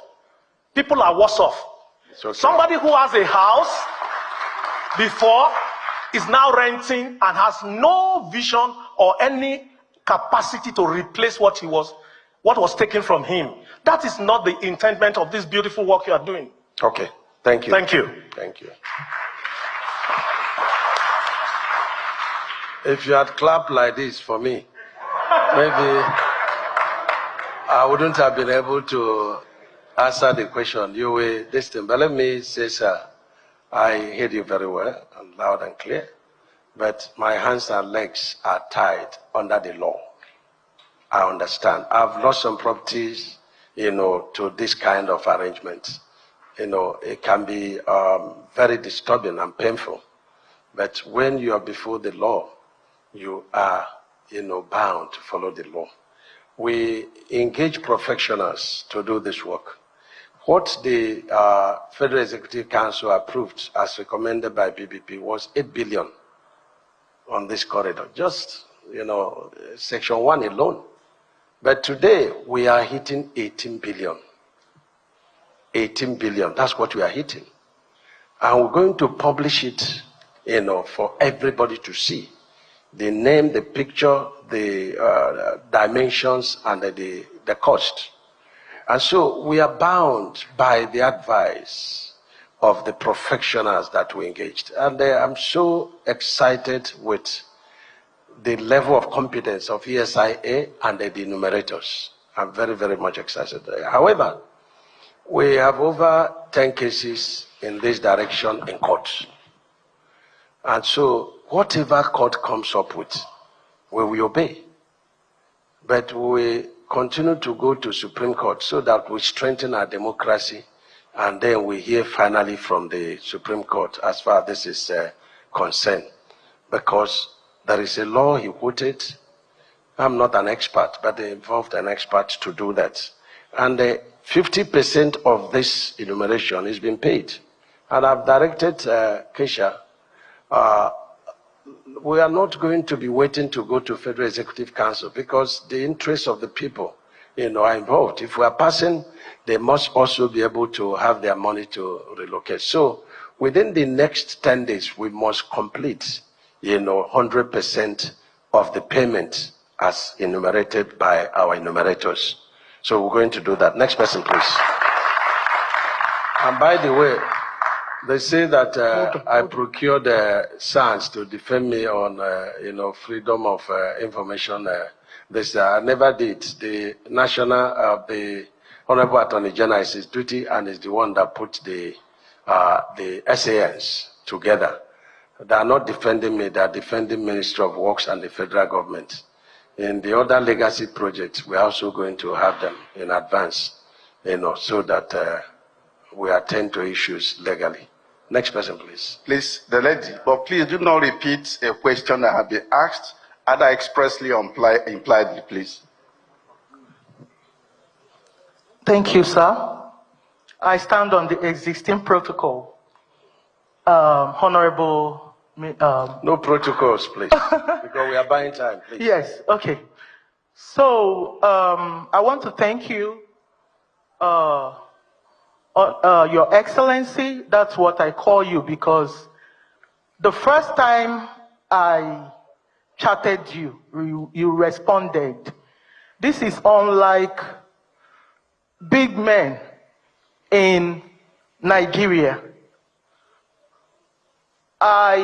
He has been responsive. He has done a lot on this coastal road, Lagos State. Please, a round of, let's clap for, yes, sir. So, while we are here, why I am actually here is still the same thing. You know, there is an adage they said, when something, okay. Just one second. Okay. Put challenge 16 for me. Okay. Yeah, go ahead. Quickly. So why I'm here is because of challenge 16 to 18. I have been talking about it. I'm not talking about it because of... What is the issue? Just the issue in challenge 16 is that the coastal road was diverted into our estate, Winhome Estate, which belongs to several Nigerians in diaspora, several cooperatives in Nigeria. Okay, the issue is that we diverted the coastal highway into, a place that was not gazetted, so to say, and that is between 16 and 18. Yes, sir. Can I answer you? Sir, please, can I finish?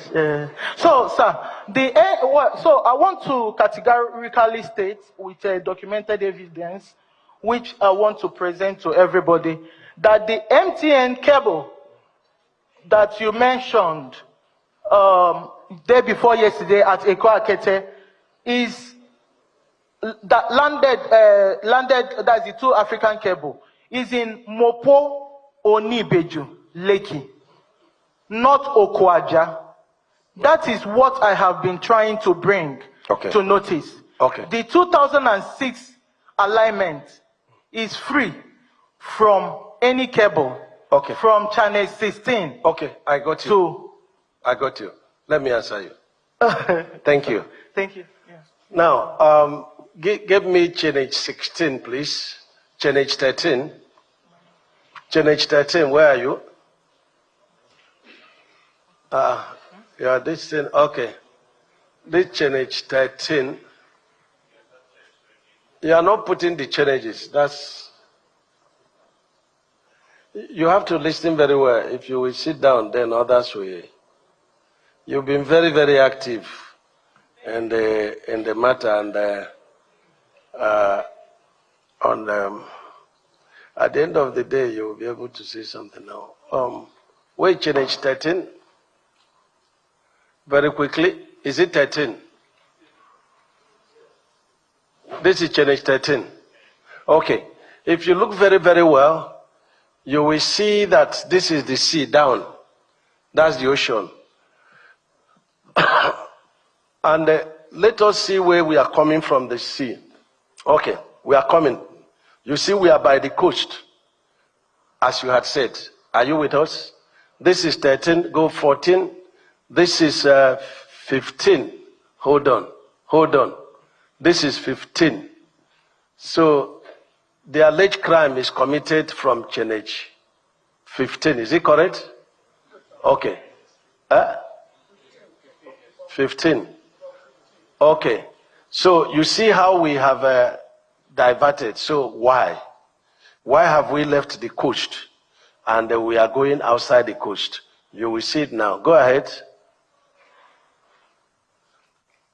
Come down now. Let us see something. Okay. Abu, what challenge is that? The first MTN cable from the ocean. Kilometer 19.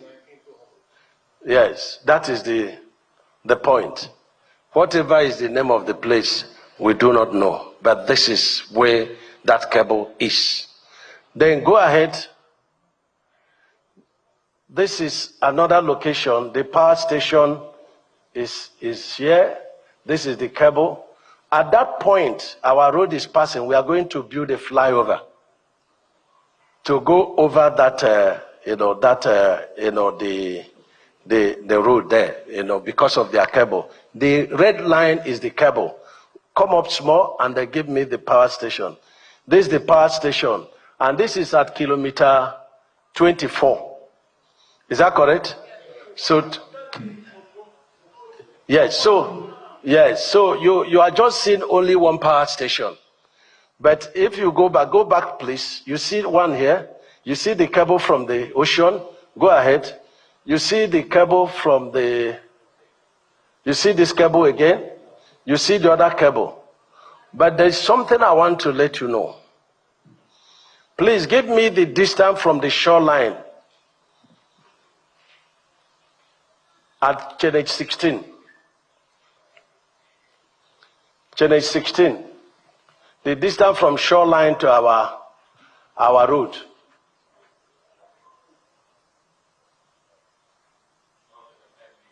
Huh? 210 meters. So that is our land. It's our right of way. It belongs to us. Okay? Because 250 from the shoreline belongs to the federal government. So go to, yes, how many? 222. That's Channel 16. It belongs to the federal government. Now, we start moving away. Go ahead.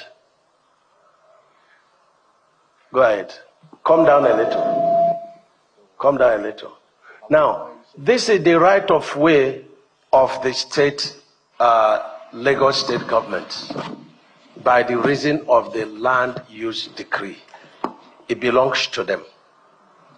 And that is what we've excised, over here. And it is cheaper and better for us to have gone within the coastline. It's cheaper for us. It's better for us. It's a coastal road. But the president directed, because these two people went to send petition to him, and he called me and he said, do not touch the cables from the ocean. And whose report do I believe? Very good. That's what I've done.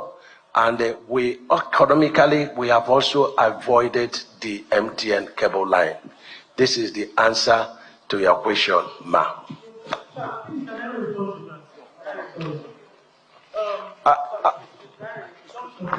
I want to, please, I've answered you. Any other thing? Please.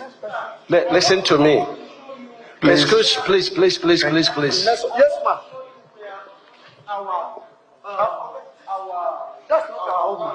I want to listen to me.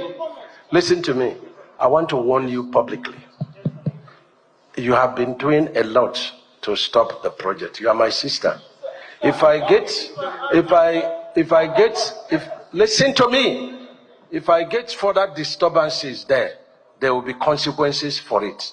We are following the law. You can go to court if we infringe on your rights. But please don't take law into your hand. Stop organizing protests. Stop organizing people to stop the work. I plead with you. Next question, please. Yes. Please, just last question because of time. Hello. From the royal father, please. And that will be the last because of time. No, we take two more. Thank you. Our able senior minister. Please, your attention, please. I want to commend you. Though your outreach today kicks the angers in me. Okay. Yes, your outreach. I remove it. No. It kills the angers in me today. You killed it. Yeah, it kills the angers. Oh, very good. Thank you. Yes, because you have shown us that you are training for Southwest. By and large, a lot need to be said here. But I want to create your indulgence because the section 2 of this project we have about 8 royal fathers. And the last time I came here, the vehicle I brought still at the mechanic workshop. I have to call with Uber so that we come to represent the interests of others. We were sent to you to have a closed door meeting with you. And why is because we as the royal fathers. Okay. Thank God. Are you all here? We have valets here. Okay. Yes, we have valets here. We go to my apartment and we run that meeting. Abu. Thank you. God bless you. Abu, you will put the corridor for us so that we save time. That is in section 2. Yes. Yes. Yes. Yes.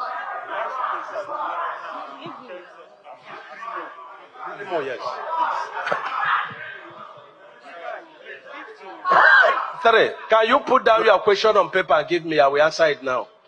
Put it very quickly. After you, the lady. Go ahead, please, very quickly. Good morning, good afternoon, everyone. I stand on all existing protocol. Hold on.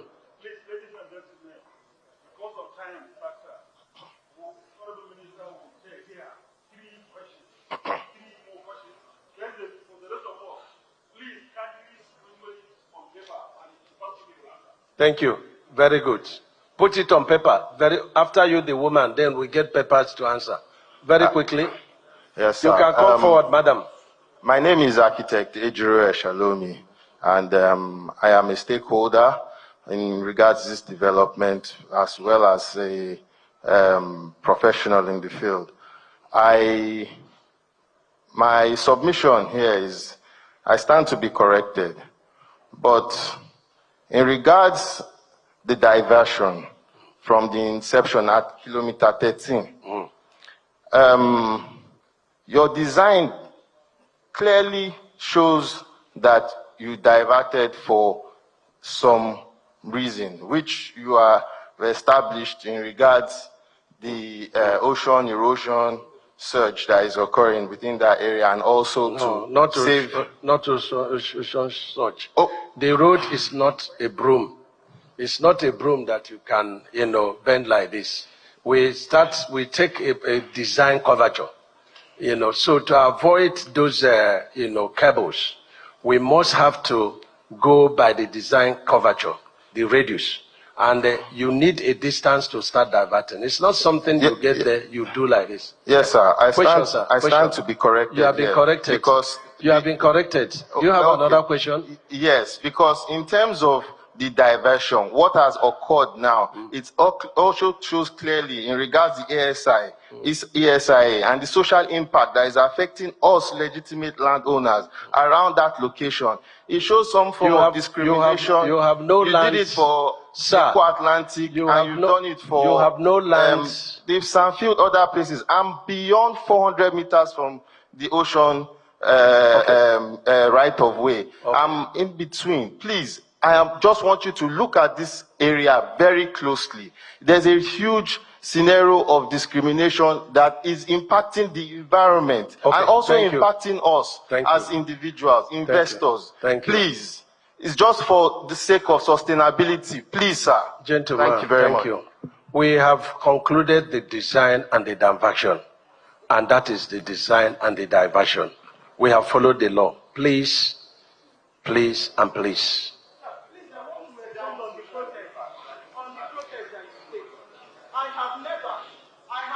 Madam, we have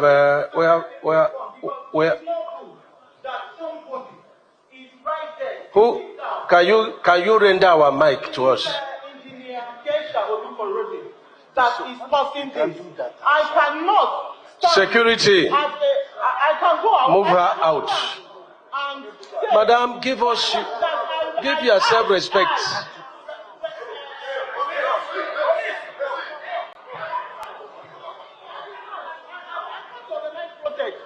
Can I have that? Yes. It's okay. The way this is I'm a patron in Tinubu campaign organization that have over 5,000. Madam, yes. Excellency, I not only members of the National Assembly,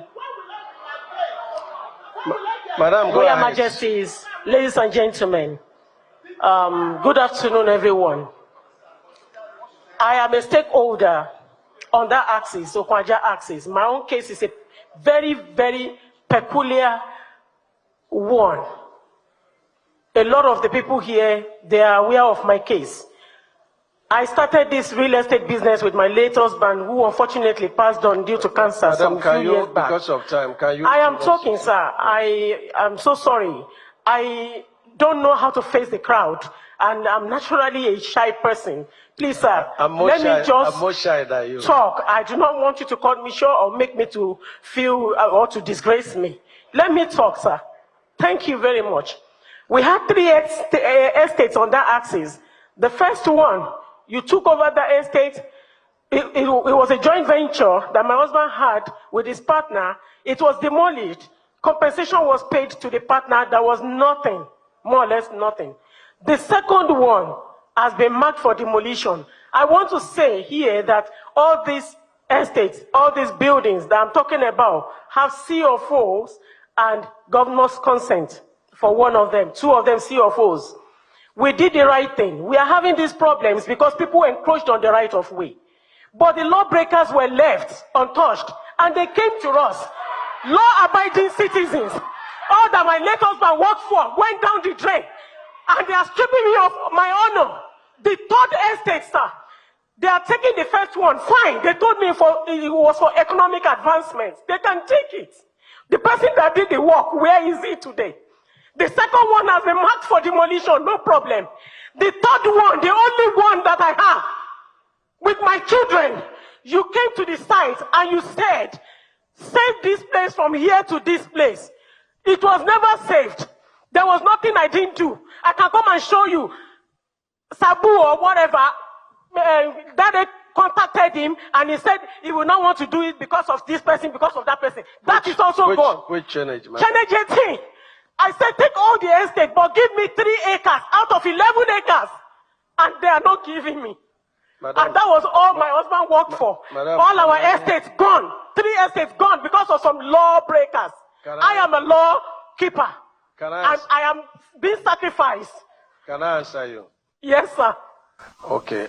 Number one, I don't know the particular place you're talking about, but if you sit.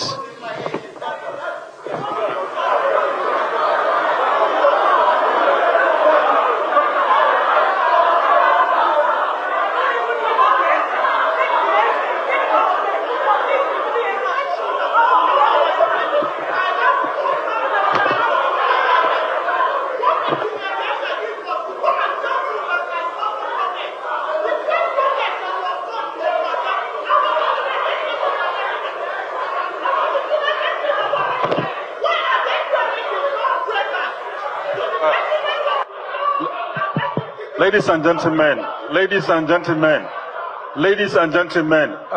the honorable minister has respected all of us.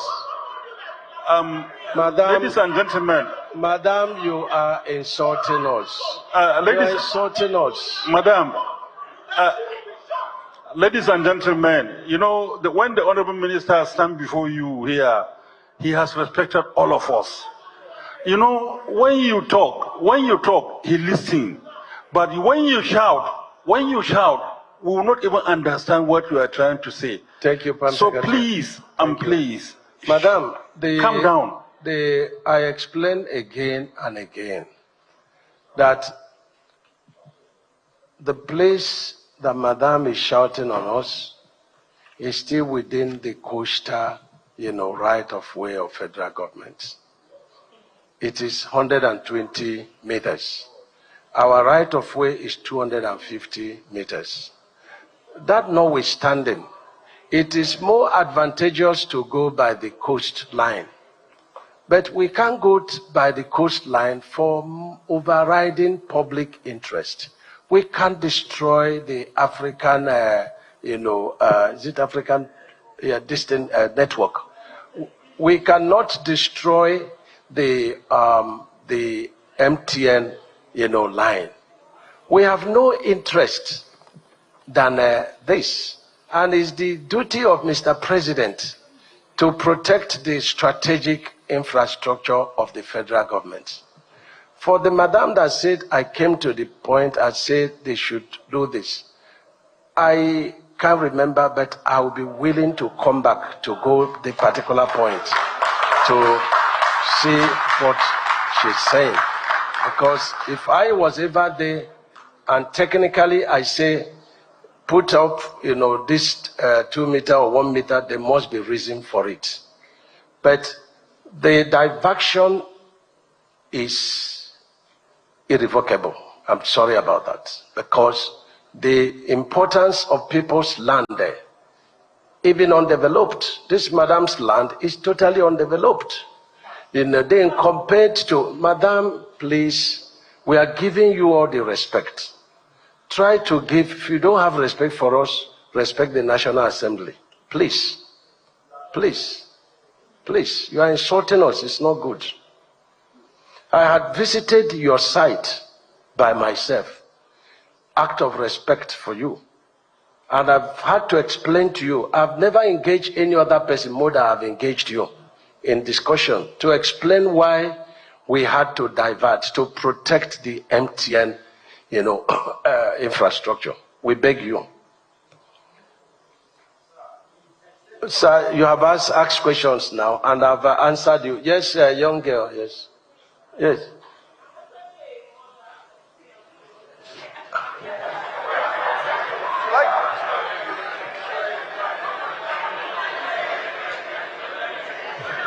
You're a very young mother. Yes, thank you very much, Honorable Minister, for your time. I want to find out your technical reason of avoiding the gazetted route. You told us your technical reason of avoiding the shoreline. You said there are cables there. Which at kilometers 16 or 17, whatever, Okwaja, that we are all talking about. That is what I've been. You said excuse me, please. You said your technical reason of avoiding is because of the shoreline there, right? That because shoreline. Of their cables. Take it easy now. We are not quarreling. I'm quarreling with you, sir. I'm sorry. My apologies. Yeah. Please. You said your technical reason for avoiding the shoreline at Okwaja is because there are cables there. Yes. Which I'm not sure there are cables there. I want you to do your homework very well. There are no cables there. I am very, very sure. I am a citizen of Okwaja and I know about all that place. Then, thank you. What are your technical reasons of avoiding the gazetted route? At which location? The same place I'm talking about, the Okwaja. We have the gazetted route at Okwaja already. That's the Lagos State, which was signed by Tinubu in 2006. The gazetted. So why are you avoiding? Because we were told that a lot of your people are there. That is why you are avoiding that route. So what is your technical reason of avoiding the gazetted route and coming to meet us that we have legal COOs, we have all our documents? Why are you coming to us? Thank you.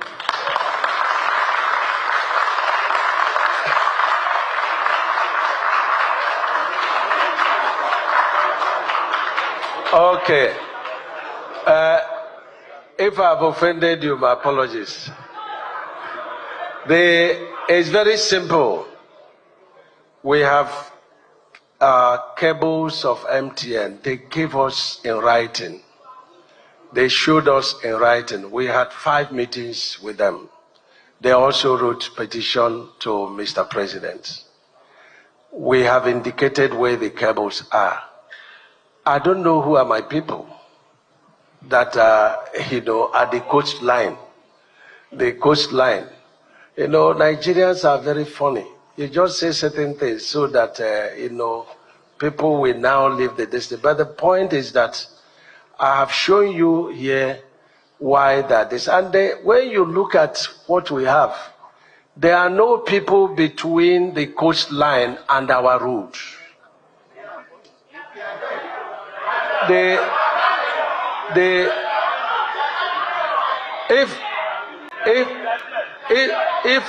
If there are people there, we have diverted for the reason of the cables.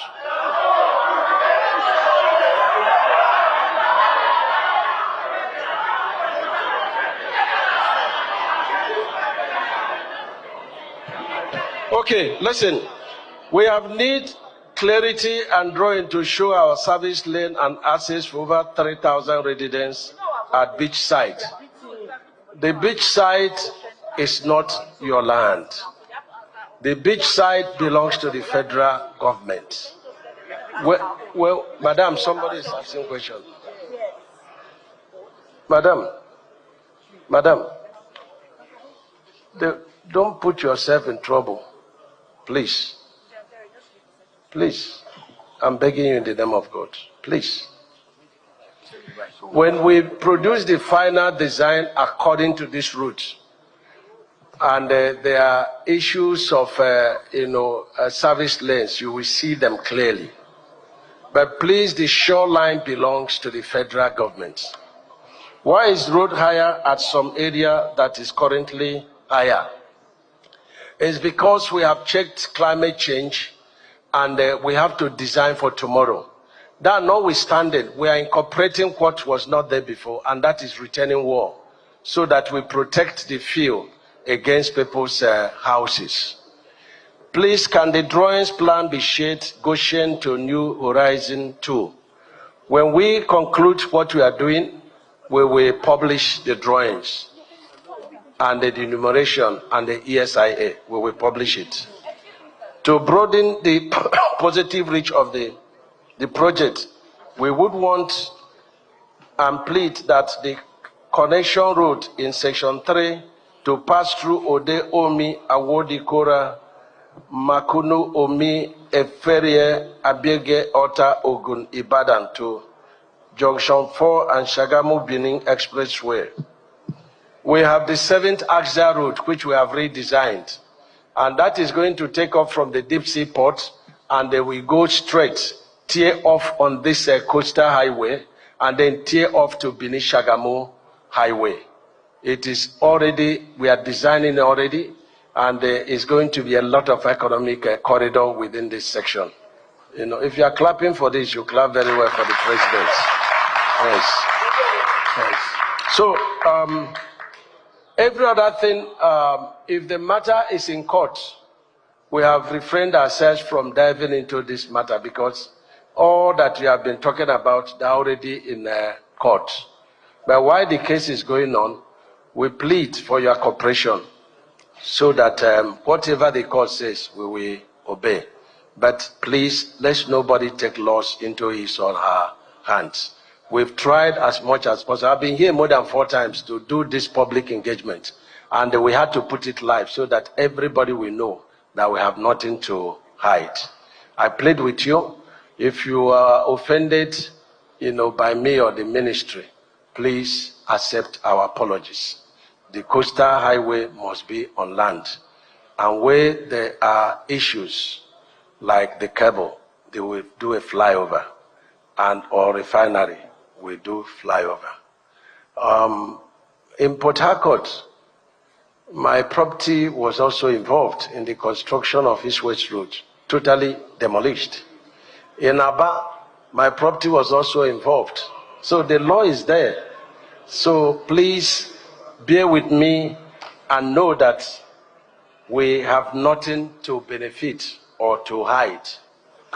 But if you say that is they done for personal interest, please, you know what to do so that I will come and explain where I have gone wrong within the limit of the law. So let me ask my National Assembly, the headmasters, to please say something. The hall is now for you.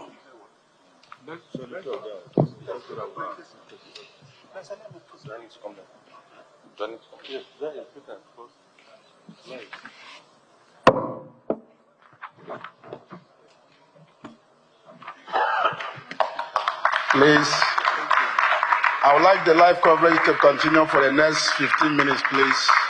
Channels, Arise, and NTA. Please continue the live coverage for the next 15 minutes. Thank you.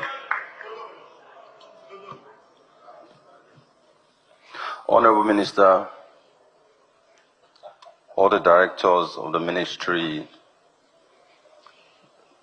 all the invited guests, the royal fathers, I will stand on existing protocols. Despite all the disagreements in the room, one thing I've noticed that we all accept that the Lagos-Calabar Coastal Road is a project that has come to stay. It's a project we all support because it's an important project for our country. I know a lot of people say things like, why do we even need a coastal road? There are other roads needed attention. Of course, there's attention on other roads. But as the Honorable Minister said, the coastal road is an investment, and it has come to stay. If we keep thinking about just today without thinking about our future, and that's one of the problems that we have in this country, just today, we don't think about tomorrow. And it cuts across different segments. Even we've seen what's happening in the fuel subsidy, FX, because we don't want to think about tomorrow, we just want to think about today. And we see where that has brought us to. I was just reading an old clip online when the Ikorodu Road was being built, and there was a lot of criticism for the government because the Maryland Junction at that time was the widest road in Nigeria, and everybody was saying, why do we need such a road? But today, the road is now even too small for us. So we have to keep thinking ahead. And one great thing about the president that we have is that he is a man that likes to think ahead. I lived in Lagos from 2008 to 2019. And I lived, and I still got properties from Igwefon to Chevron. And right from then, I've always heard about this coastal road, that the president was interested in this road. So when he became the president, I was 100% sure that I was going to do it, and he's going to see it to the end.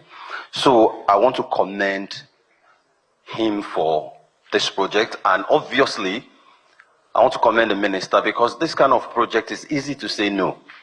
It's easy to push it to the next administration. He was talking about the bridges that were falling apart. It's like the fuel subsidy matter that I was saying. It's easy to say let the next administration worry about it, but it looks like our president is a fighter, a man of courage that loves to take on these challenges. And he has appointed a man who is also a fighter, a man of courage. Now, let me tell you how I know he's a fighter. We fight a lot. We work together because we want Nigeria to move forward. But we fight all the time. And we're still going to fight again. You know, his name is David. You know David that usually fights us. So, I'm not surprised at what is going on. But I'm very happy about the transparency of what's been going on. This is about the third, fourth. There's nothing to hide, and that's why this is live. He could have taken the easier option of not to do it. I was sat there, and I was telling my colleagues, I said, this thing is going to escalate in a minute now. Tensions will start to rise. Sometimes you wonder, should you even do this live? But the ministry decided to do it live because this is a democracy. Everyone needs to be heard. And that is why this platform is important. And I'm glad you came on. I'm glad you shared your passion. I'm glad that no one is keeping quiet to just be we say, chanced. Now, the National Assembly, as I stand here, we're listening. As I stand here, you are seeing Right Honorable Tajuddin Abbas, because I'm here with my Deputy Honorable Usman Banye. That means Honorable Tajuddin Abbas, GCON, is right here as I'm standing before you. And the Chairman Works Senate is here. That means Senator Gozwe Akpabio, GCON, is here as well. So we'll keep our lines of communications open for continuous engagement. While the ministry, they are doing their own, we welcome you. We keep our lines open as well. I don't know if anyone noticed that we've called this lady here to approach us after she spoke, and the fantastic lady here as well, we asked her to approach us. So we'll continue to engage, and I'm sure the ministry does not mind. The minister talked about compensation. that 10 billion was approved, they've moved to 18 billion. It shows that 8 billion now moved to about 18 billion. It shows that the ministry is flexible. Because what I can see is that this coastal road must pass through. Let us be honest with ourselves. Don't let's deceive ourselves. This road must pass through. And if it doesn't affect you, it will affect some other people. Right? But the important thing is that whoever is affected should be duly compensated. And from 8 billion to 18 billion, it shows that the federal government, the executive arm of government, is flexible. I'm hoping the 18 billion will go to 28 billion. Or whatever it takes to make Nigerians happy. Asiwaju Bola Ahmed Tinubu, he's from Lagos. He won't want Lagos residents to suffer. And this fantastic lady here proved how he worked for the president. And the president is watching it, and that's why we're putting it live. Right? So, even if it didn't work for the president, it doesn't matter. We're all Nigerians. So, it doesn't matter whether you're an APC or PDP or you are non-partisan. You are all Nigerians and you have the same rights and opportunities. Now, about publishing those that have been compensated, I think the minister mentioned it, and it should be done. You see, there are mischief makers out there, and there will be some people that have actually been compensated, and they will still be the ones leading the mischief. They'll keep quiet. So by the time we start to publish these things, some people will have to keep quiet. They won't be able to join, and they won't be able to sustain such mischief. So it's important that we continue to publish this. And while this is going on, please, let us not resort to violence. Please, let's be law-abiding as much as possible. I'm not very comfortable with the ethnic coloration I've been hearing about this matter. Because when it started at Landmark, some people said, oh, the president is Yoruba. Now it's affecting Landmark because they don't want someone from the southeast to succeed. Now I'm hearing now that they are allowing southeast to succeed. And, we all know that these things are just, it's not true. It's not true. So don't allow us to descend to that level where we'll be fighting because of ethnic colorations. Is not going to help anybody. So I want to thank all of you for coming. I appreciate you on behalf of the House of Representatives. I thank you for your time. Have a good day. Thank you. I can now invite the Senate Committee Chair on Works. Please, this program is still live up to 3:30. Distinguished Senator, please.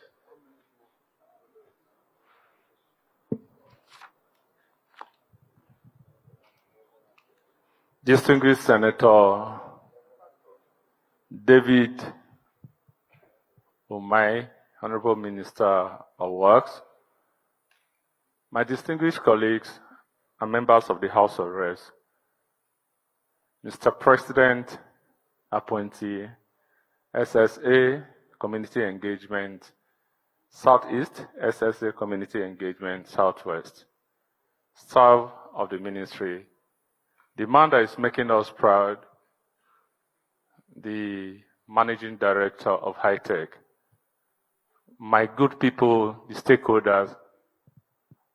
It's just because of you people, that is why we are here. Stakeholders, I welcome you. Kabiesi. Firstly, Honorable Minister, let me thank you for the private meeting we are going to have with the community owners. I think that is a very good sign that you respect the communities. So I want to thank you for that. And for our stakeholders that are seated down here, let me just put it across that the ministry channels of communication is still wide open.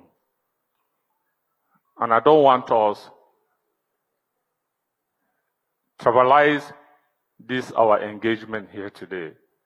Because most of you, if your wife is not from Yoruba, your wife is from Igbo, some of you. If your wife is not from there, is from Benin, or maybe from Port Harcourt, where I come from. So we are all one Nigerian. So don't tribalize this our good project. Honorable Minister, let me thank Mr. President, Commander-in-Chief of the Federal Republic of Nigeria for midwifing this project of which we are here.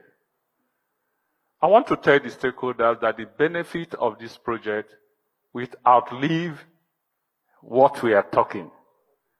When we talk about tourism, we talk about linkage, trade, commerce that will come as a matter of fact once this project is completed.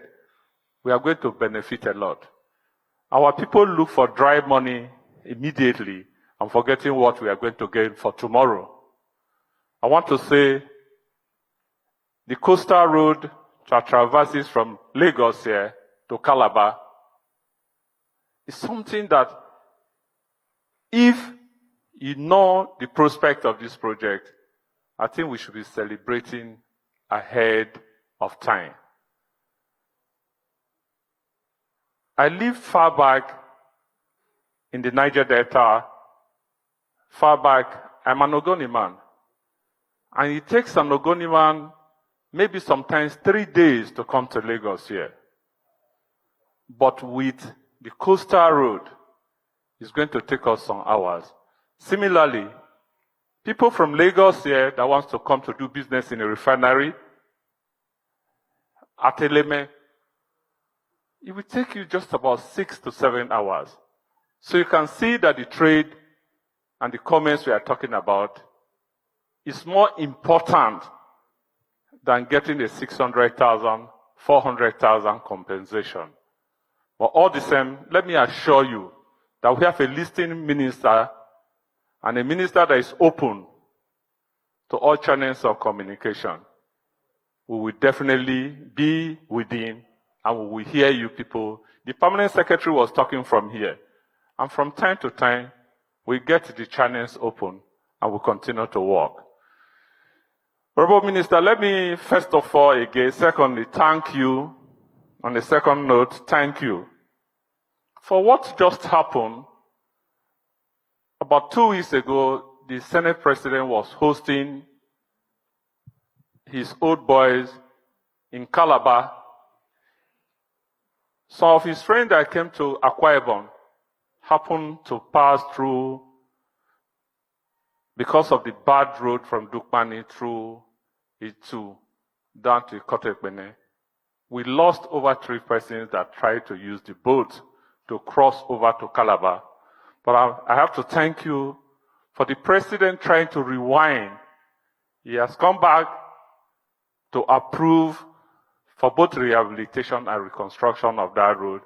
That is an indication to prove to Nigerians that we have a listening president, President Ahmed Tinubu. He has just shown us that reconstructing that road will make the people of Cross River and the people of Akwa Ibom at least to have access. I just also want to thank you for thinking back to the Ogoni people, because among one of those roads is the Bodo road that is linking Obehe that Mr. President has also approved. And let me say this. We are not concentrating because we are on the president, we are on the honorable minister from time to time to take our messages to the president. They are not doing this thing in one particular zone of Nigeria. We are doing it in the 6th geopolitical zone. Every day we wake up in the Senate and the House of Reps and we receive motion. We call it infrastructural motion. That has to do with road, and road. Today here, you have just mentioned about Ogbomosho Ibadan road. And the president has also approved something to be done about it. What else can we say?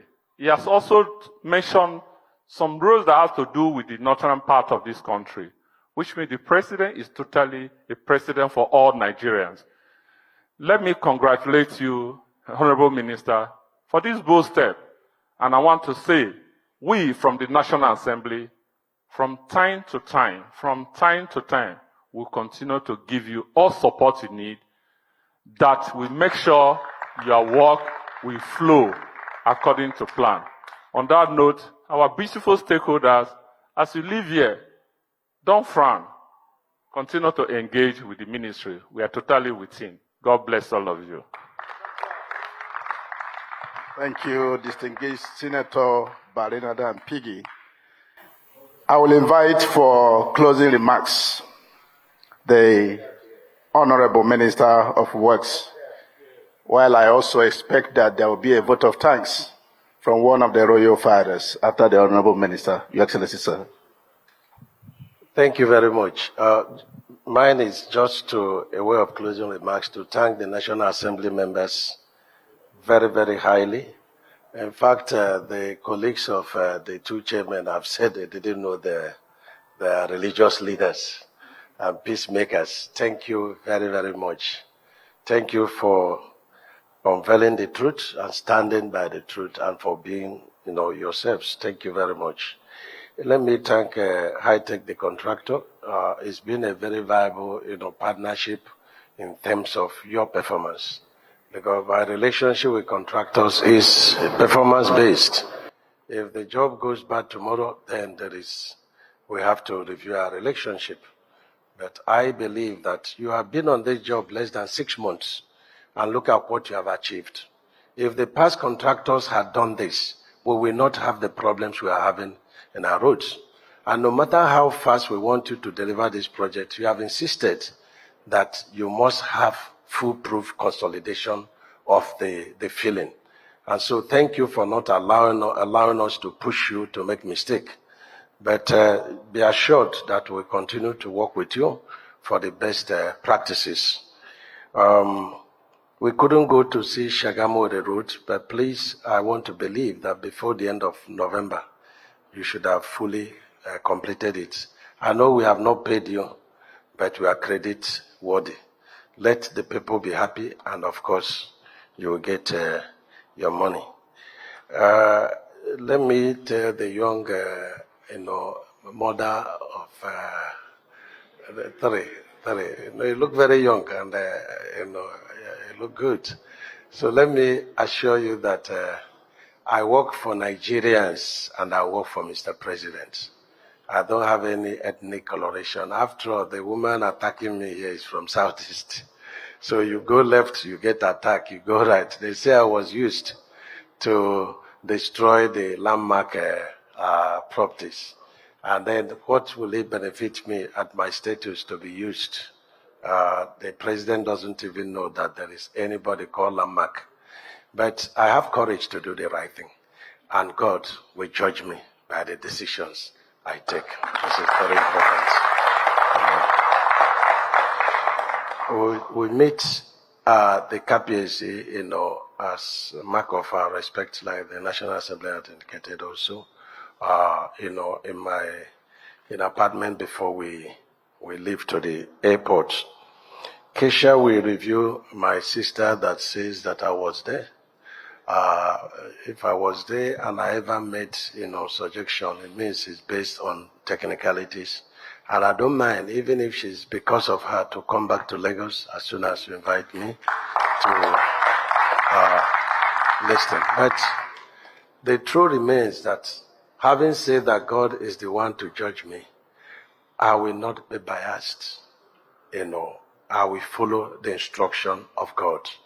And I will follow the directive of the president not to touch the cables. Now, many people have turned to become MTN and second True Africa, saying, no, this thing pass here. No, I've told you that it's cheaper and better for me to go by the coast. It's cheaper for me, it's better for me. And the land that is there will be acquired for tourism, for factories, and so on and so forth. So it is there. So it's not yet Uhuru that even if the cables were not there and we are passing through the coast, the owners of the land will decide whether they want to use the land or not. So this is very important. If the Lagos state government has no power or right to give you any CFO within the 250 meters corridor from the coast, if you got that, then it is illegal document you are holding. This is very important. And then if we are passing beyond the shores of the federal government, it is within the right and overriding public interest. And I saw a man that I've never seen somebody who is vast in the enumeration exercise. So when all these things are done and it is not okay, you know the next thing to do. Whatever the court says, we will definitely obey. But like the National Assembly said, let us be law abiding. The land does not belong to you. It does not belong to me. So why are we fighting? After I'm from Southeast, and the woman that is even, doing this from Southeast. So all the way from Southeast, you are grabbing land, and you want to, So what is, what kind of thing is that? We don't own land. So why is it in? The land belongs to federal government and belongs to the Lagos state government. It doesn't belong to me. It doesn't belong to you. So why are we fighting?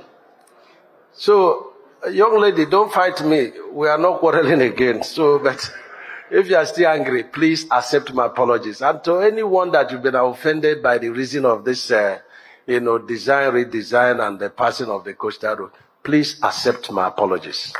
Accept my apologies, please.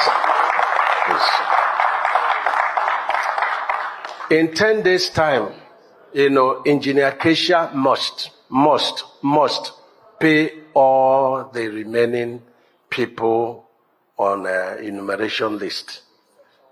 That is section 1. Section 2, we still have to come back. We open a preliminary discussion today, and then we come back and then go through the line also. But section 1 should be paid 100%. And then section 2, if you have not procured, you should procure people to do it, so that, because as people are passing, the president says you must pay them. So you have to pay them. So we can't be constructing while we are not paying them. But if you fill the land with sharp sand, from the God-given river, the law has not permitted for any compensation. So you may have to approach the people that are versed in this, and they will be able to educate you and tell you, if you are due for it, what is my own? God will judge me fairly and better if I do not hurt you. I can't hurt you to advantage the federal government, because we are a subject of federal government. And the welfare of the people is part of the first engagement of every leadership. So I cannot, offend God to this thing. The 18 billion is not coming from my pocket. But I must do the right thing so that in 20 years, they will say, I put it to you that you were once a governor. How come you didn't know? You presided over land. I don't want to do that. So I will allow the experts to take their decisions, and why we pay within the limit of the law. But if the court says otherwise, the federal government will understand and will obey the court order. So please pay the section 1 in the next 10 days. And then when we are fully paid, we will publish the payment, the bank account, the pictures of the people, totally. And so let me thank you very much, and assure those in section 2 that we are coming to run, stakeholders engagement. I would like to do that with section 5 and even section 6. I hope Peggy is not hearing me, because section 6 is going to be Ogun, before Port Harcourt. I hope he has left. So, we want to run section 2 together with Ogun and Ondo in our next engagement. If we are going to do it in Ogun, then I'll provide vehicles that will bring you and bring you back. With this, let me thank you very, very highly. As we call, they said they are giving me title. I don't know whether it's when I come back, So let him call the name is our speaker, Tajuddin. That's the name of our speaker. Let's call him by us. Thank you, Your Excellency. Please a round of applause for him. This is a moment for a vote of thanks. Let's therefore invite the ballet of Ibolomi, Chief Adams Tajuddin, for his vote of thanks. Ibolomi.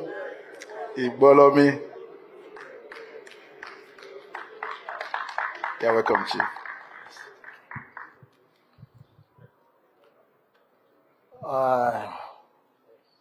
On behalf of our royal fathers and traditional leaders of Lagos State, and our all stakeholders, my honorable minister, Minister of Work, we thank you all, and we believe that really you are a wonderful minister. God will bless you. Concerning the session 2, well, we thank you for having a meeting with us today, and the Lord will lead you. Seeing that you can able to accomplish the work of session 1, no much more about session 2. You pass through. Everything will be successful. In Jesus' name. Thank you. God bless you all. Next time, every one of us will glorify God for the work we are doing in Lagos State. Thank you. Please, may we rise for first stanza of the national anthem. First stanza only, please. Thereafter, there will be a group photograph. National anthem.